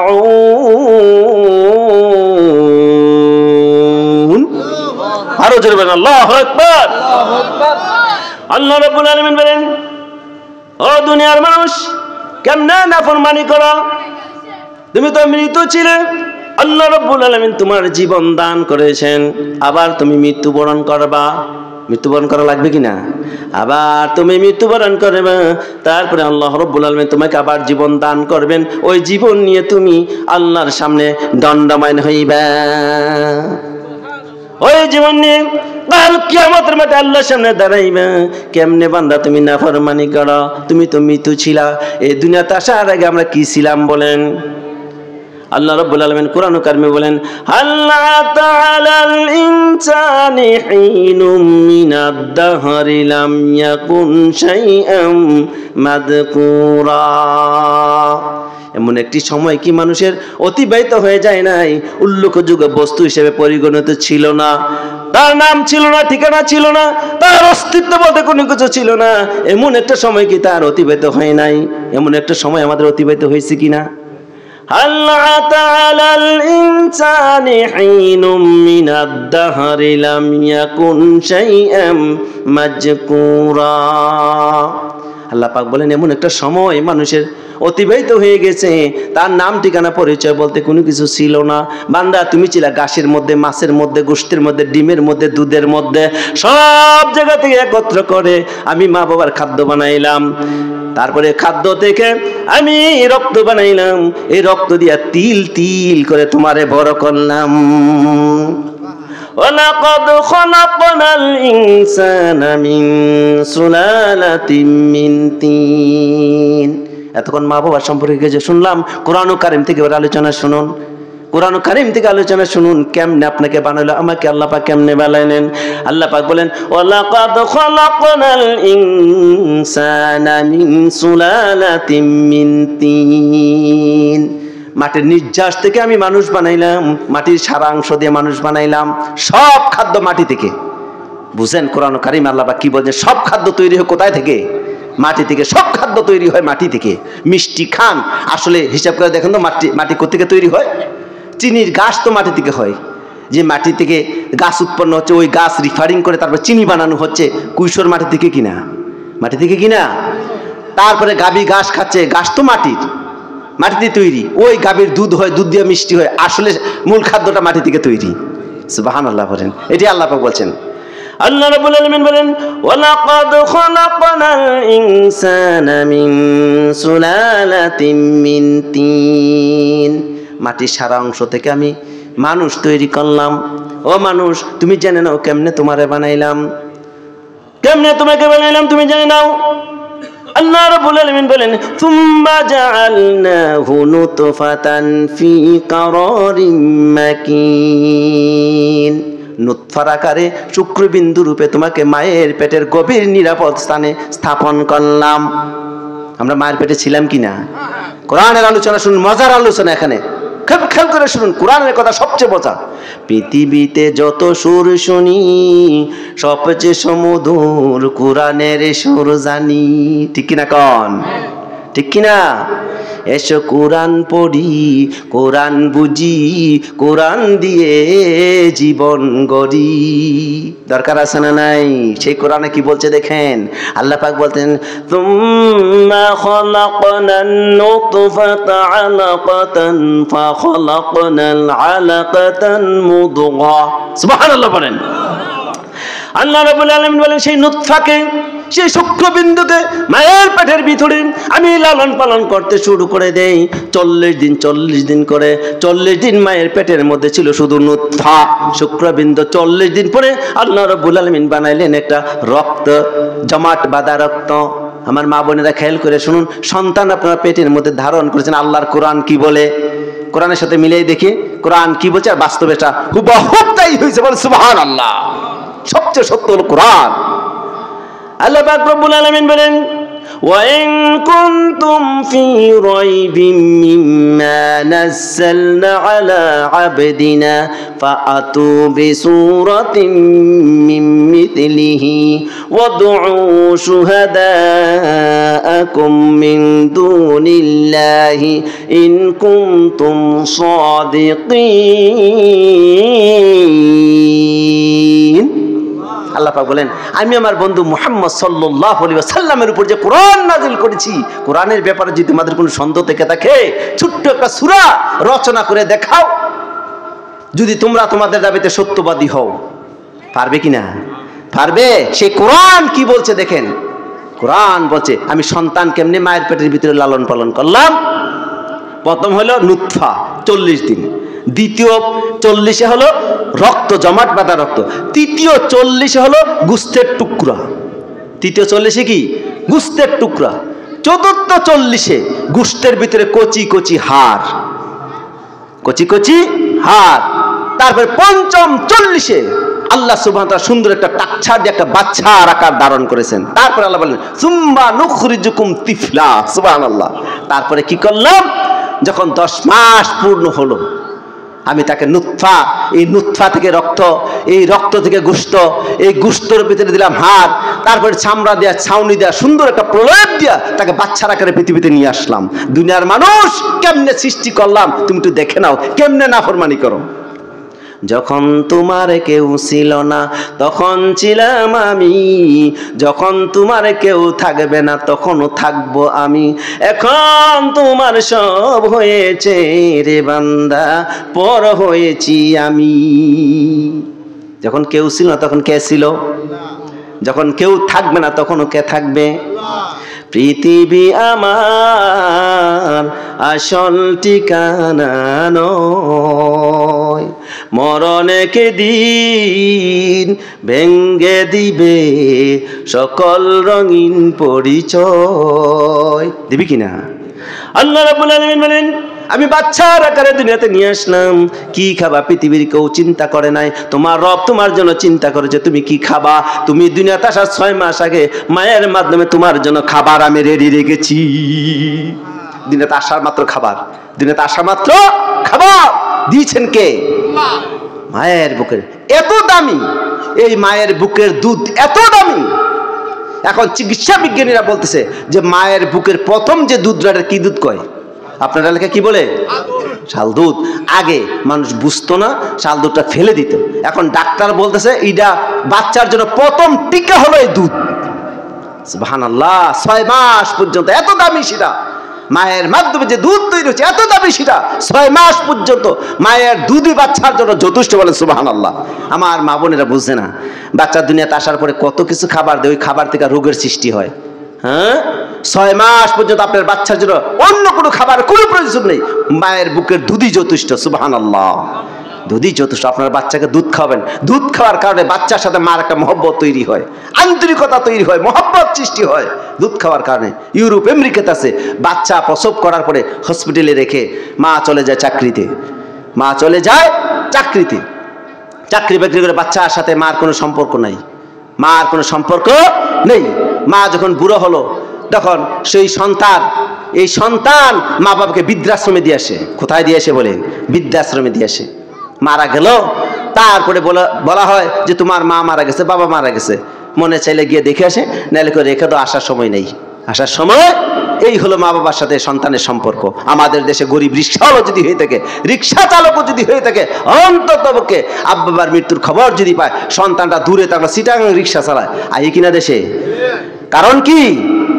মার সাথে তার সম্পর্ক আছে, মার সাথে তার সম্পর্ক রয়েছে, সম্পর্ক রয়েছে। এই সম্পর্ক তৈরি হয় মার দুধের মাধ্যমে। মা দুধ খাওয়াচ্ছে, বাচ্চারা কিন্তু চেয়ে দেখে। মা দুধ খাওয়াচ্ছে, বাচ্চাটা মার মুখের দিকে তাকাই রয়েছে। মা টিপে টিপে খাবার খাওয়াচ্ছে, বাচ্চাটা তার মার মুখের দিকে তাকাই রয়েছে। সেটা কোনোদিন ভুলতে পারে না, সেটা কোনোদিন, যদিও ভুলে যায়। যদি কয় ভাই বড়দন রক্তের বাঁধন, যদি পৃথক হয় নারীর কারণ, হয় কি না? নারীর কারণে বিবাহ শাদী করার পরে অনেকে বলে মায়া মহব্বত কমে যায়। কেন কমবে? কমবে কেন? মার স্থানে মা দামি, স্ত্রীর জায়গায় স্ত্রী দামি। মার জায়গা মা দামি, স্ত্রীর জায়গায় স্ত্রী দামি। মাকে সম্মান করলে স্ত্রীকে কম না বেশি? স্ত্রীর জায়গায় স্ত্রী দামি না কম দামি? আপনার যেমন আপনার মা আছে, আপনার সন্তানের মাও তো আপনার স্ত্রী। তাকে অবহেলা করা যাবে? অবহেলা করা যাবে? অবহেলা করা যাবে না। স্ত্রীরও দাম আছে, সম্মান আছে কিনা? আপনার স্ত্রীকে সম্মান করতে হবে, কারণ মার জায়গায় মা দামি, স্ত্রীর জায়গায় স্ত্রী। আপনার সন্তানের মা আপনার স্ত্রী, তার সম্মান আছে কিনা? আপনার যেমন মা, সন্তানেরও তো আপনার স্ত্রী মা। কি কন? তাকেও সম্মান করতে, ইজ্জত করতে হবে। কোনো ক্রমে তাকে অবহেলা করা যাবে না। রাসূলুল্লাহ সাল্লাল্লাহু আলাইহি ওয়াসাল্লাম সে শিক্ষা আমাদেরকে দিয়ে গেছেন। তারও সম্মান আছে, ইজ্জত আছে। আপনার মার পায়ে, আপনার মার পায়ের নিচে যেমন আপনার জান্নাত, আপনার স্ত্রীর পায়ের নিচে তো সন্তানের জান্নাত। এই দেশে কম দামি না। কি কন? তাকে সম্মান করতে, ইজ্জত করতে হবে। স্ত্রীর জায়গায় স্ত্রী দামি, মার জায়গায় মার দামি। এইবার অ্যাডজাস্ট করবেন কিভাবে? কিছু কৌশল অবলম্বন করতে হবে, কিছু কৌশল অবলম্বন করতে হবে। কি কৌশল? কিছু কৌশল অবলম্বন করে বুদ্ধি খাটায় চলতে হবে। মার জায়গাও মাকে রাখতে হবে, স্ত্রীর জায়গায় স্ত্রীকে রাখতে হবে। কি কন? আল্লাহ সুবহানাহু ওয়া তাআলা নারী জাতিকে বাঁকা হাত দিয়ে বানাইছে, সোজা করতে গেলে ভেঙে যাবে, সংসার ভেঙে যাবে। কি কেন? হযরত আদম আলাইহিস সালাম জান্নাতের ভিতরে আল্লাহ সুবহানাহু ওয়া তাআলা চিন্তা করতেছেন যে আদমকে শান্তি দেওয়ার জন্য, সুখ দেওয়ার জন্য একটা নারীর দরকার। কিসের দরকার? আল্লাহ পাক বলছেন নারী জাতি বানিয়েছে পুরুষের শান্তির জন্য। কে লাগেও কয় না, নারী জাতি বানিয়েছে আল্লাহ পুরুষের কিসের জন্য? শান্তির জন্য। আদম আলাইহিস সালাম এত বড় জান্নাতের মধ্যে একা একা ঘুমায়, শান্তি নেই। আল্লাহ পাক বলছে জিবরাইল একটা কাজ করো, আদম আলাইহিস সালামের বাম পাওয়ারে, আদম নবীর বাম পাওয়ার বাঁকা হাতটা বের করে ইদার থেকে একটা সুন্দর নারী তৈরি করতে হবে। তার বাম পাশের হাতটা অপারেশন করে বাইর করো। সুবহানাল্লাহ। অপারেশন করে বাইর করার পরে আল্লাহ সুবহানাহু ওই হাত থেকে, বাঁকা হাত থেকে সর্বপ্রথম নারী জাতির তৈরি। সব নারী বাঁকা, সব নারী কি? আপনি সোজা করতে গেলে ভেঙে যাওয়ার সম্ভাবনা আছে। সুতরাং সোজা করতে হলে কি করতে হবে? বুদ্ধি খাটায় করতে হবে। কেমন বুদ্ধি কইতাম নি? এক লোকের আপনার শাশুড়ি এবং মা বাড়ির মধ্যে, শাশুড়ির কোনো ছেলে নাই, মাত্র একটা মাইয়া। বিয়া দেওয়ার পরে শাশুড়ি আয়া পড়ছে মেয়ের জামার বেত। তো মেয়ের জামার বেতে আনার পরে তো মেয়ে আর হলো ওনার বিয়ান, দুই বেন একসাথে থাকে। কিছুদিন পরে নিজের আপন মেয়ে বলতেছে জামাইয়ের মারে, দুই বুড়ি একসাথে ঘরের মধ্যে থাকলে আয় রোজগার হয় না, গড়তে রোগ বালাই যায় না। এমন চিকুন কথা কয় নিবে দিতে কেন? আরে চিন্তা কর না, আজকে আমার শাশুড়ি বুড়ি হয়েছে, আমিও তো বুড়ি হবো, আমিও কি হব? চিন্তা নেই। যাই বলতেছে ঘরের মধ্যে খালি এই জ্ঞানের করে। জামাই এলে কইতেছে যে দুই বুড়ি ঘরের মধ্যে থাকলে সুখ শান্তি হয় না, আর রোজগার হয় না। আরে করতাম কি, এক বুড়ি নিয়ে ফালাই দাও, এক বুড়ি নিয়ে। আর তো কারে ফেলাইতাম? তুমি টার্গেটটা বুঝে দাও, কারে কইতেছে? বেড়াটা বড় হয়েছে, বুঝে না এটা টার্গেটটা কারে কইতে? বেড়ার মারে না কইতেছে, এবারই মারে তোর কয় না। এটা চিন্তা করছে করতাম কি, মারে আবার হালাই দিই কেমনে? চিন্তা করতে করতে একটা বুদ্ধি করণ লাগবো। তো মা আর শাশুড়ি এক খাটের মধ্যে ঘুমায়, এক খাটের মধ্যে। তো শাশুড়ি তাকে বাম পাশে, মা তাকে ডাইন পাশে। তো বোর খুশি করা লেগে কইছে যা হালাই দিম, তুমি যদি প্রতিদিন হালাই দিম, কোনটারে হালাইতাম কও? ডাইন পাশে যেটাতে বুঝি তো আমার মার কত কইতেছে, এবার কিলার হয়েছে, আমার মার কত কইতেছে। আচ্ছা ঠিক আছে না, ফালাই দিয়ে আমার কি সান্নি ফুরে রাতে আয়োগ, সান্নি ফুরা রাতে, সান্নি ফুরে আইসে বলে কইতে সান্নি উঠছে দ লন্ডা কামটা সাইরালে আজই তো ফুতে খালি 12 4 আজ দিনটা জাগা 12 তারিখে না পূর্ণিমার চাঁদ হয়। তো এবার গনতে গনতে 12 তারিখ হয়েছে, 12টা বউ গুতেছে 12 তারিখ হয়েছে। তো তাইও না একটা বস্তা বাউ করে রেখো, আর তুমি একটু বুসটুস করে কইও কোনটারে ফালান, ডাইন পাশে যেটা আছে। এবার মা রেখে দেখেছে আমার একটা কাম করে, তুমি আজকে আমার পাশে যাও, কাম হরি দিয়ে আনতা, আমার শাশুড়ি দিও দিছে। দেওয়ার পরে রাত যখন গভীর হয়েছে, দুনু বুড়ি মানুষ শুধু ঘুমাইতেছে, তা আস্তে করে এই রুমও আইসে, বুসটুস করে বাতি কিন্তু জ্বালা নাই এখন, অন্ধকার বুসটুস করে কোনটা ডাইনিংটা ওই কাবার বুস করে গেল সাইও আপনি ফরেন শিক্ষার মারো কই এলো কার ডাইনিংটা সবসময় তাকে জানে না হরিয়ে কই দই দা সুন্দর করে মাসাল্লাহ বইরা বস্তার ভিতরে বইরা মাথাত করে লয়ে যেতেছে, নিয়া ফালাই দিয়েছে। এবারই খুশি, এবার জামার মারে ফালাই যাই রঙের বইডা ভাইয়া যাই খুশি। এবার তোমার মানা আমার মা রাত্রিবেলা চিনি না। ঘরে গিয়ে দেখ কারবার উল্টা, ঘরে গিয়ে দেখ কারবার কি উল্টা। আমার ফায়াদের রেকর্ড আছে, মাফ চাই, আর জীবনে কইতাম না আমারে মাফ করে দাও, আর জীবনে বলবো না আমারে মাফ করে দাও। আরে কেন মাফ করতাম করে, তুমি যেটা করছি এটাই তো করছি, আমারে মাফ করে দাও। আমি জানি না, আমি বুঝি না, আমারে মাফ করে দাও। তুমি বুঝো না, এটা আবার বুঝছো কেমনে? ডান পাশে তো ফালাইতাম কইছো, আমার মা যে ফালাই দিলে তুমি শান্তি এটা বুঝছো কেমনে? কার কইতাম না জীবনে ভুল করছি, লই আনছে আন্ডার ফারকা জীবনে আর এই কাম করে না। তোমার মা যেমন তোমার কাছে দামি, আমার মা আমার কাছে দামি। একটু বুঝটুস করে চললো সেটা কি কোনো একটু বুঝ করে, জি একটু বুঝ করে চলতে হবে। মার জায়গায় মা দামি, স্ত্রীর জায়গায় স্ত্রী জানি, তাকে অবহেলা করা যাবে না, তাকে অবহেলা করা যাবে না। স্ত্রীকে সম্মান করবেন, আদর করবেন, মারও সম্মান করে আদর করে বুঝাইবেন। দেখো তুমি যেমন আজকে যেমন আমার মা বুড়ো হয়ে গেছে, তোমারও তো সন্তান, তুমি তো একদিন বুড়ো হইবা, ওই বনি নাকি? হ্যাঁ, মিলজিল করে চলতে হবে। আর আমি যাদের শাশুড়ি করে আছে আমি বলবো, আমার বোনেরা নিজের মার মতন মনে করবেন, নিজের মার মতন মনে করে চলবেন। শাশুড়ি যারা আছেন আপনিও নিজের মেয়ের মতন মনে করে চলবেন। অনেক শাশুড়িও আছে, অনেক শাশুড়ি প্রথম জীবনে বিয়া করাই না, এই ভিডিও সব একবারে দখল করে লাইছি, সারছে যে দূর ফারি করে লই। এই ভিডিওকে আমিও শোক বুঝে সহ্য করলি, সময় মতো হিসাব দেবো, মনে আছে কিনা? আমি যে বাসা থেকে, আমার বাসার পাশেই বাসে আছে এক মহিলা শাশুড়ি, একবার দেখতাম, আমি কইলাম যে ব্যাপারটা কি? হুজুর জানে না, কলজাটা বিরান করে লেছে, ফার্স্ট আর মা পর্যন্ত এবারে কলজাটা বিরান করেছে, দেখতাম কেমন কোন। আমি সব ভুলে যান, অন্তত সব ভুলে, বুড়া হয়েছে এবারে, বুড়া মানুষ এক সময় করছে, সব ভুলে যান, নিজের মার মতন মনে করেন, নিজের মার মতন। দরকার আছে কিনা? আল্লাহ কবুল করুক বলে আল্লাহুম্মা আমিন। আমার ভাইয়েরা যারা আছেন অন্তত একটা কথা বলো, বেশি লাগে না, অল্প। মা বাবা সবচেয়ে অল্প খুশি হয়, অল্প খুশি। বাবা যখন বুড়ো হয়ে গেছে, টাকা পয়সা হাতে থাকে না, 2 4 10 20টা 50টা আব্বার হাতে দিবেন মাঝে মাঝে। এত জানানোর দরকার কি? জীবুতেরে কি কোনো দেওয়া যায় না? এটি গুণ হইব 10 20 50টা আব্বার হাতে দিবেন, আব্বা দেখেন খুশি হইব। বাজে চাটা খাইতে পারবো, মানুষের চা খাই 3টার মতন চাইতে, আরে আমার হুতে যদি 10টা টাকা চা খাইতে পারতাম, এমন টাকা কত টাকা আমার হাত দিয়ে গেছে, আজকে 10টা টাকা যদি হইতো একটা চা খাইতে পারতাম। আরেকজনের চা খায় বাপে কি আফসুস করে, এই কাজটা যাতে না করা হয়, এই কাজটা যাতে না করে, কি কেন এতটুকুন পারা যাবে না? আছে কার উসিলে, আব্বা আমার উসিলে তো দুনিয়ার মুখ দেখলাম, এতটুকুন করা যাবে না? এই কাজটা করবেন, এই কাজটা করবেন, আল্লাহ পাক যাতে কবুল করে বলে আল্লাহুম্মা আমিন। মা বাবার দোয়া আল্লাহর ওলি হওয়া যায়, আবার মা বাবার বদদোয়ায় সন্তান ধ্বংস হয়ে যায়। আল্লাহর হাবিব বলেছেন, হুমা জান্নাতুকা নারুকা, তারা তোমার বেহেশত, তারা তোমার দুজক, তারা তোমার বেহেশত, তারা তোমার দুজক। সাবধান, সাবধান করে দিয়ে বলছে মা বাবা তোমার ঘরের মধ্যবর্তী দরজা, ইচ্ছা করলে তুমি দরজা রক্ষা করতে পারো বা নষ্ট করতে পারো। নষ্ট করলে জাহান্নাম, নষ্ট করলে কি জাহান্নাম, রক্ষা করলে জান্নাত। সন্তান সিদ্ধান্ত নিতে হবে আমি কোন পথে যাব, কোন পথে।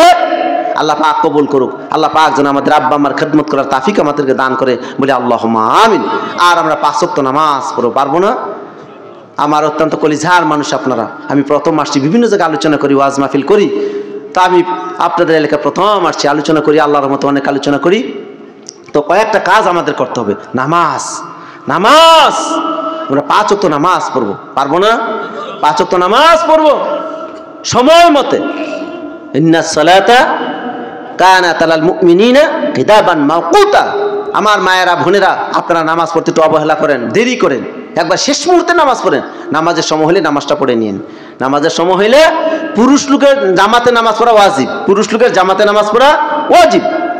মসজিদে আসলে যেই সওয়াব পাওয়া যায়, আমার মায়ের জাতিরা ঘরে বসে সেই সওয়াব পায়। তবে নামাজটা পড়তে এক আঙ্গিনায়, নির্দিষ্ট স্থানে, ঘরের আঙ্গিনায় নির্দিষ্ট স্থানে যদি মহিলারা নামাজ পড়ে, পুরুষ লোক মসজিদে নামাজ পড়লে যেই সওয়াব, তারা ঘরে বসে নামাজ পড়ে সেই সওয়াব। সুবহানাল্লাহ পড়েন, সুবহানাল্লাহ। আল্লাহ রাসূল বলেছেন, আমার অনেক মা বোনরা আসছে মাহফিলে, এই কথাটা বলি শেষ করে দিচ্ছি। আল্লাহর হাবিব বলেছেন 4টে কাজ করতে পারলে মহিলারা বেহেশতি। পুরুষের উপর অনেক দায় দায়িত্ব আছে, কিন্তু মহিলার 4টে কাজ করতে পারলেই তারা বেহেশতি। এক বেডি কথাটা কইলে কি কোনো মনে যেতে হইছে, এক বেডিয়ে কইতাছে জামাই খালি সবসময় বউর কাছে খালি প্রশংসা করে আর বলতেছে জানো আল্লাহ আমার এত নিয়ামত দিছে, আমি ফানির উপর নামাজের মুস্তাবিছে নামাজ পড়ি। বউকে বেড়াগিরি দেখেন এটা আমার কারণে, বেড়াগিরি করেন আমার কারণে। তোমার কারণে নামাজ পড়ি আমি, তাহাজ্জুদ করি আমি, জিকির করি আমি, তোমার কারণে? মানে কইলাম তো আমার কারণে। তুমি ফানির মধ্যে নামাজের মুস্তাবিছে নামাজ পড়ে বেড়াগিরি দেখাইতেছ, এটা আমার কারণেই তো। বিশ্বাস না, কালকা গিয়া দেখো বেড়ি গেছে, কালকা গিয়া গেছে নামাজের মধ্যে ফানির মধ্যে নামাজের মুসলা ফাড়া দিছে গুবুরদার তলে, ভিজা নামাজের মুসলা বেড়ে ভিজে লইছে। বুঝলাম না কোনো, বুঝছো না? কয় না, দেখো তুমি যে রুজি রোজগার করে নিয়ে আসো হালাল, আমি জিকিরের সাথে এগুলো ফাঁকশাক করি, জিকির করে ফাঁক পবিত্র উজু কালাম করে ফাঁক পবিত্র জিকির করতে হতে ফাঁক করতে থাকি। এই খাবারটা খেয়ে তখন তুমি আল্লাহরে রাখো, আল্লাহ সঙ্গে সঙ্গে কবুল করে। আজকে আমি একটু ব্যতিক্রম করছি, উজু করি নাই, জিকিরে করি নাই। আজকে দেখলাম আসলে স্বামীর ইবাদত আল্লাহর কাছে কবুল হওয়ার জন্য স্ত্রীর ভূমিকা আছে না নাই? আছে কি না? আছে, স্ত্রীর ভূমিকা রয়েছে। স্ত্রী যদি ফকিরকে ভিক্ষা দেয় স্বামীর অনুমতি লাগবে, স্বামীর অনুমতি লাগবে। এবার বলতে পারেন তার সংসারকে আমি অংশীদার না? হ্যাঁ আপনি অংশীদার, কিন্তু আর এমন কোন স্বামী আমার মনে হয় নাই যে এই কথা বলবে যে ফকিরে ভিক্ষা দিও না। কি কথা কইব? তবে দেখেন আপনার অজান্তে আপনি যখন ঘরে থাকেন না, ফকির মিসকিন আছে ভিক্ষা দেওয়া লাগে, আমি কিন্তু ভিক্ষা দেই, তো স্বামী আমার মনে হয় যে না করবো বলে এই অনুমতিটা লয়ে এলেন, তাইলে আপনার দিল কোনো অসুবিধা হইতো না। মা বোনের অনেক মাহফিলে আসছে, এই জন্য সে কথাটা বলছি। অনুমতিটা লয়ে এলেন যে আপনি যখন ঘরে থাকেন না, অনেক ফকির মিসকিন আসলে কিন্তু আমি ভিক্ষা দিই, আপনার সংসার থেকে দেই। স্ত্রী হচ্ছে স্বামীর সংসারের রক্ষিকা। কি রক্ষিকা? সন্তানের রক্ষক। তারপরে যে কথা বলছিলাম, 4টা কাজ করতে পারলেই তারা বেহেশতি। 1 নম্বরে সময় মতে 5 ওয়াক্ত নামাজ আদায় করা। আমার মায়ের জাতি কথাটা খেয়াল করে শুনেন, সময় মতে 5 ওয়াক্ত নামাজ আদায় করা। রমজান মাস আসলে রোজা রাখা, রোজা রাখে এটা কোন লাগতো না বেরিতে, যেই রোজা রাখে নফল রোজা বেরিয়ে রোজা লেগে কোন লাগতো, নামাজটা আমার যেমন তেমন, রোজাটা ছাড়ে না, রোজাটা ছাড়ে না। মাশাআল্লাহ রোজা রাখে তারা, যাক রাখেন আলহামদুলিল্লাহ। তো রোজা রাখবেন। একটা প্রশ্ন, মহিলারা বায়াত কোন পারবে কেন? আমি উত্তর দেবো, একটু দেবো, আচ্ছা মনে আছে আমার, উত্তর দেবো। কথাটা শেষ করি। তো আপনার 1 নম্বরে হলো সময় মতে 5 ওয়াক্ত নামাজ আদায় করা। 2 নম্বর হলো রমজান মাস আসলে রোজা রাখা। 3 নম্বর হলো পর্দাপোশিদার মধ্যে থাকা। মহিলার জন্য পর্দা করা মুস্তাহাব নাকি ফরজ? ফরজ। মহিলার জন্য পর্দাপোশিদার মধ্যে চলা কি ফরজ। প্রয়োজনে আপনি ঘরের বেরে হতে পারবেন, ডাক্তার কাছে যেতে পারবেন, প্রয়োজনে বের হতে যাবেন পর্দা সহকারে। প্রয়োজনে আপনি বাজারও করতে পারবেন কিন্তু পর্দা সহকারে। আপনি যদি নিরুপায় হন, এখন বাচ্চা ছোট ছোট, স্বামী বিদেশে, আর কেউ প্রতিবেশী নেই বাজার করা, করবে কি? নিরুপায় নেই, যেতে পারবে সে পর্দা সহকারে। অর্থাৎ কম বলবেন, পর্দা সহকারে করবেন, লোকের সাথে তো মিশামিশির দরকার নেই, আপনার চলে আপনি চলবেন, তাহলে এটা জায়েজ আছে। এটা কি আছে? জায়েজ আছে। মহিলা ডাক্তার হওয়া জায়েজ আছে, সে রুগী দেখবে, এটা জনসেবা জায়েজ আছে, কিন্তু পর্দার সাথে। কিসের সাথে? পর্দার সাথে। 3, 4 নম্বর যেটা, এটা একটু কঠিন। স্বামীর হুকুম পালন করা, খেদমত করা। আমরা করে রিলে দর খেদমত করাম কি কি কেন? আমরা করে রিলে, হ্যাঁ ইলার যে কত দাম, আপনাদের করে রিলা এই ব্যক্তির অনুমতি ছাড়া আপনার নফল রোজা রাখাও জায়েজ নাই। আপনার স্বামীটা যদি দুর্বল হয়, এই ব্যক্তির অনুমতি ছাড়া নফল রোজা রাখা জায়েজ নাই। নফল রোজা রাখবেন, স্বামীর অনুমতি লাগবে। নফল রোজা রাখবেন, স্বামীর অনুমতি রাখবে। নফল নামাজ পড়বেন, স্বামীর অনুমতি লাগবে। স্বামীর অনুমতি ছাড়া, এটা শরীয়ত, স্বামীর অনুমতি ছাড়া নফল নামাজ পড়া, নফল রোজা রাখা স্ত্রীর জন্য জায়েজ নেই। আমার মনে হয় না কোনো বেটা না করবো বলে নামাজ পড়ানোর কথা বলে কি না করবো না আপনারা? আপনার স্ত্রী যদি আমি নফল নামাজ পড়ি, আপনি না করবেন? তার চাই না করে দেবেন না কিন্তু কি কেন? আর যদি না করেন ভারত না গেলি, আপনি যদি না করে তাহাজ্জুদ নামাজ পড়ার দরকার নেই। এই কামালের মা আজ তাহাজ্জুদ নামাজ পড়ো না, আজকে একসাথে একটু আনন্দ ফুর্তি করাম, তাহলে তাহাজ্জুদ নামাজ পড়া জায়েজ হবে না। কি হবে না? নামাজ কার জন্য? আল্লাহর জন্য, জায়েজ হবে না। তারপরে নাতি কি বলছিল? মহিলাদের মুরিদ। মহিলাদের সবচেয়ে পীর তো হলো তার নিজের স্বামী।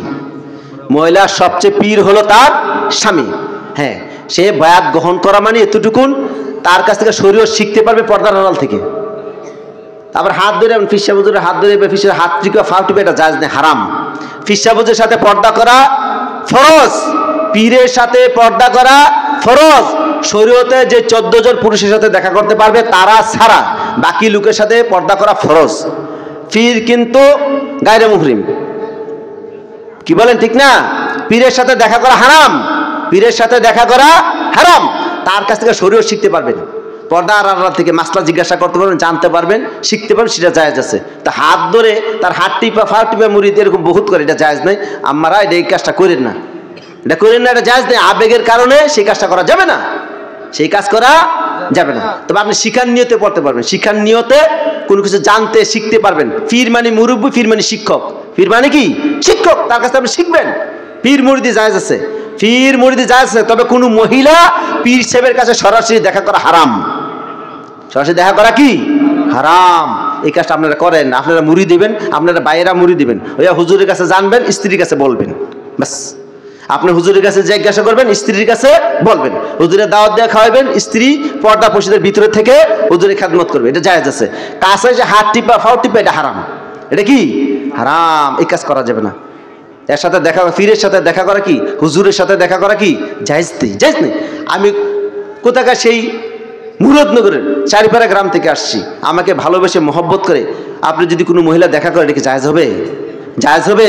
জায়েজ হবে। আবেগেও সেই কাজটা করা যাবে না, আবেগেও সেই কাজটা করা যাবে না। এই কাজটা আম্মা জিরা আপনারা এই কাজটা করেন না। যদি মাসালা মাসালা জানতে চান, জিজ্ঞাসা করতে চান, পর্দা আড়াল থেকে আপনি আস্তে করে জিজ্ঞাসা করেন। তবে মহিলাদের কণ্ঠসুরে পর্দা, এটি সুন্দর করে কণ্ঠসুর করে যখন আরেকজনের লেগে কথা, পর্দা কেড়ে ফরজ। আমি এই জিনিসটা পড়লাম, ভালো করে গভীরভাবে পড়লাম, এটা পর্যালোচনা করেন কেন আল্লাহ ফরজ করছে। যখন কোনো একটা নারী কোনো একটা পর পুরুষের সাথে কথা বলে, ওই পর পুরুষটা এই মহিলার সাথে যখন কথা বলে, নিজের যতটুকু আবেগ মহব্বত ভালোবাসা পুরোটা দিয়ে কথা বলবে। এই বেটি মনে মনে দেন, এই বেটা এত সুন্দর করে কথা কয়, বউ লোকে জানি কেমন সুন্দর ব্যবহারটা করে, এই বেটা যদি আমার জামাই দিত, আমার সংসারটা কত সুন্দর লইলে, কি কেন মনে মনে ধারণা করে ফেলছে, এত সুন্দর ব্যবহার এই বেটার, আমার সংসারটা কত সুন্দর রইলে। আর এই ভিডিও যখন কথা বলার সুযোগ পায়, জীবনের সমস্ত ভালোটুকু সমস্ত ভালোবাসাটুকু উজাড় করে দিয়ে কথা বলে, এই বেটাকে এই ভিডিও যদি আমার বউ, তার এই জীবনটা সুন্দর ধন্য হয়ে যেত। একদিন সম্পর্ক করতে করতে দুজনে উদাও, দুজনে কি উদাও। সেজন্য পর্দা ফরজ। তার সাথে কথা বলা দেখা করা হারাম। যদি কথাই না বলে, দেখাই না করে, সম্পর্ক হইব কিভাবে? হইব কিভাবে? কি কন? এই জন্য পর্দা আল্লাহ ফরজ করছে, এই জন্য পর্দা আল্লাহ ফরজ করেছে। আমার আম্মাজিরা শুনেন, রাসূলুল্লাহকে সবচেয়ে বেশি ভালোবাসছে আম্মাজান খাদিজাতুল কুবরা রাদিয়াল্লাহু তাআলা আনহা। কতটুকুন ভালোবাসছিলেন ভাইজান? কথা শুনেন। সাল্লাল্লাহু আলাইহি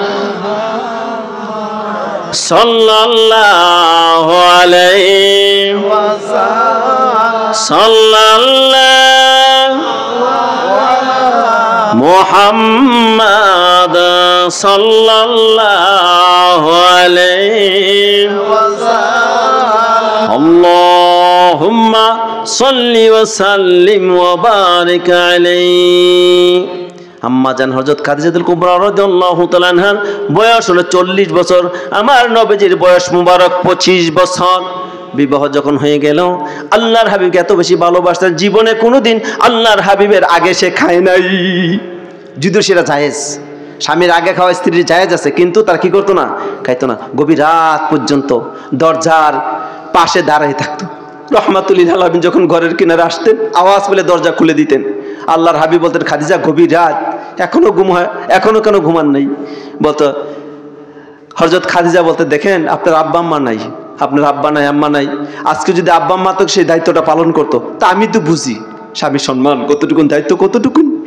আমি আপনাকে রেখে আমি ঘুমাই যাই কিভাবে? আপনার কত শত্রু আছে, কত বিপদ আছে, সেই জন্য আমি ঘুমাই নেই। আল্লাহর হাবিব সাল্লাল্লাহু আলাইহি সাল্লাম পথ হারা মানুষকে পথের দিশা দেখাবার জন্য সেই দূরে 4.5 কিলোমিটার দূরে আল্লাহর হাবিবের ঘর থেকে জাবালে নূর পাহাড় আমি দেখে আসছি আল্লাহর রহমতে। আবার ইনশাআল্লাহ 17 তারিখ যাবো। আমাদের যে দোয়া করবেন আপনারা, যাতে সহি সালামতে তোমরা পালন করে আসতে পারি। আমার স্ত্রীও যাবে, শাশুড়িও যাবে ইনশাআল্লাহ। 17 রমজান যাবো, 17 জানুয়ারি।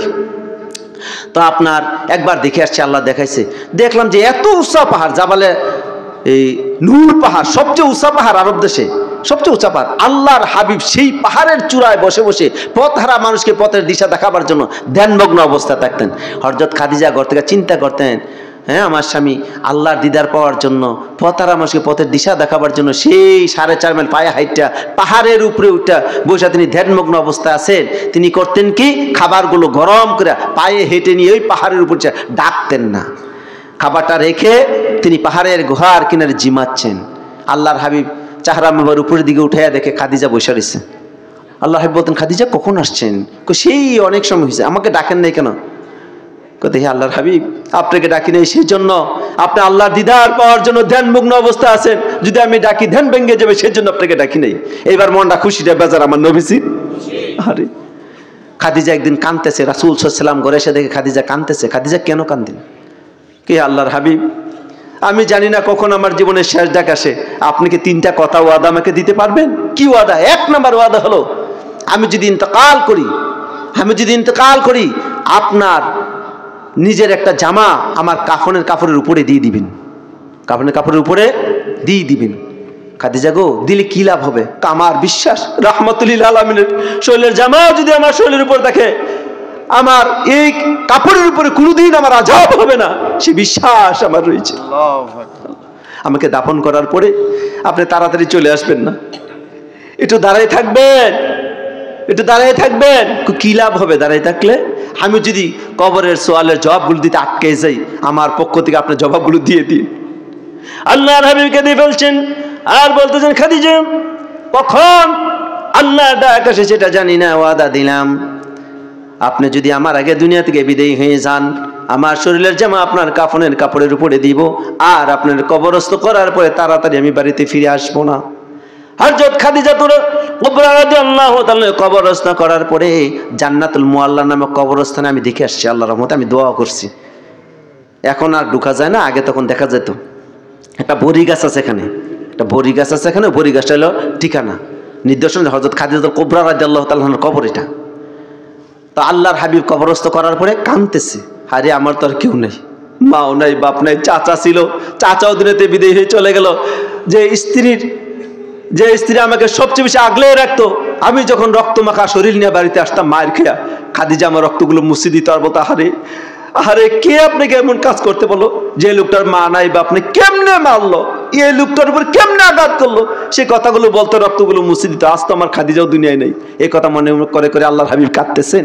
আল্লাহ পাক জিবরাইলকে পাঠায় বলছে, আমার হাবিবকে সালাম দাও আর বলো আমার হাবিব দেরি করার দরকার নেই, বাড়ি ঘরে চলে যাক। আমার হাবিবের স্ত্রীর কবরের সোয়ালের জবাবগুলো স্বয়ং আল্লাহ তাআলা দিয়ে দিয়েছেন। আল্লাহ আরশ আজিম থেকে যাকে সালাম দিয়েছেন আল্লাহর হাবিবকে মহব্বত করার কারণে। তো মা বোনেরা, স্বামীকে সম্মান করবেন, ইজ্জত করবেন, দাম দিবেন, তাকে আদর দিয়ে, মহব্বত দিয়ে, ভালোবাসা দিয়ে সুন্দর একটা সংসার গড়ে তুলবেন। এই সংসার থেকে, এই মহব্বত থেকে যে সন্তানগুলি বেরিয়ে আসবে, অবশ্যই সেই সন্তান আল্লাহ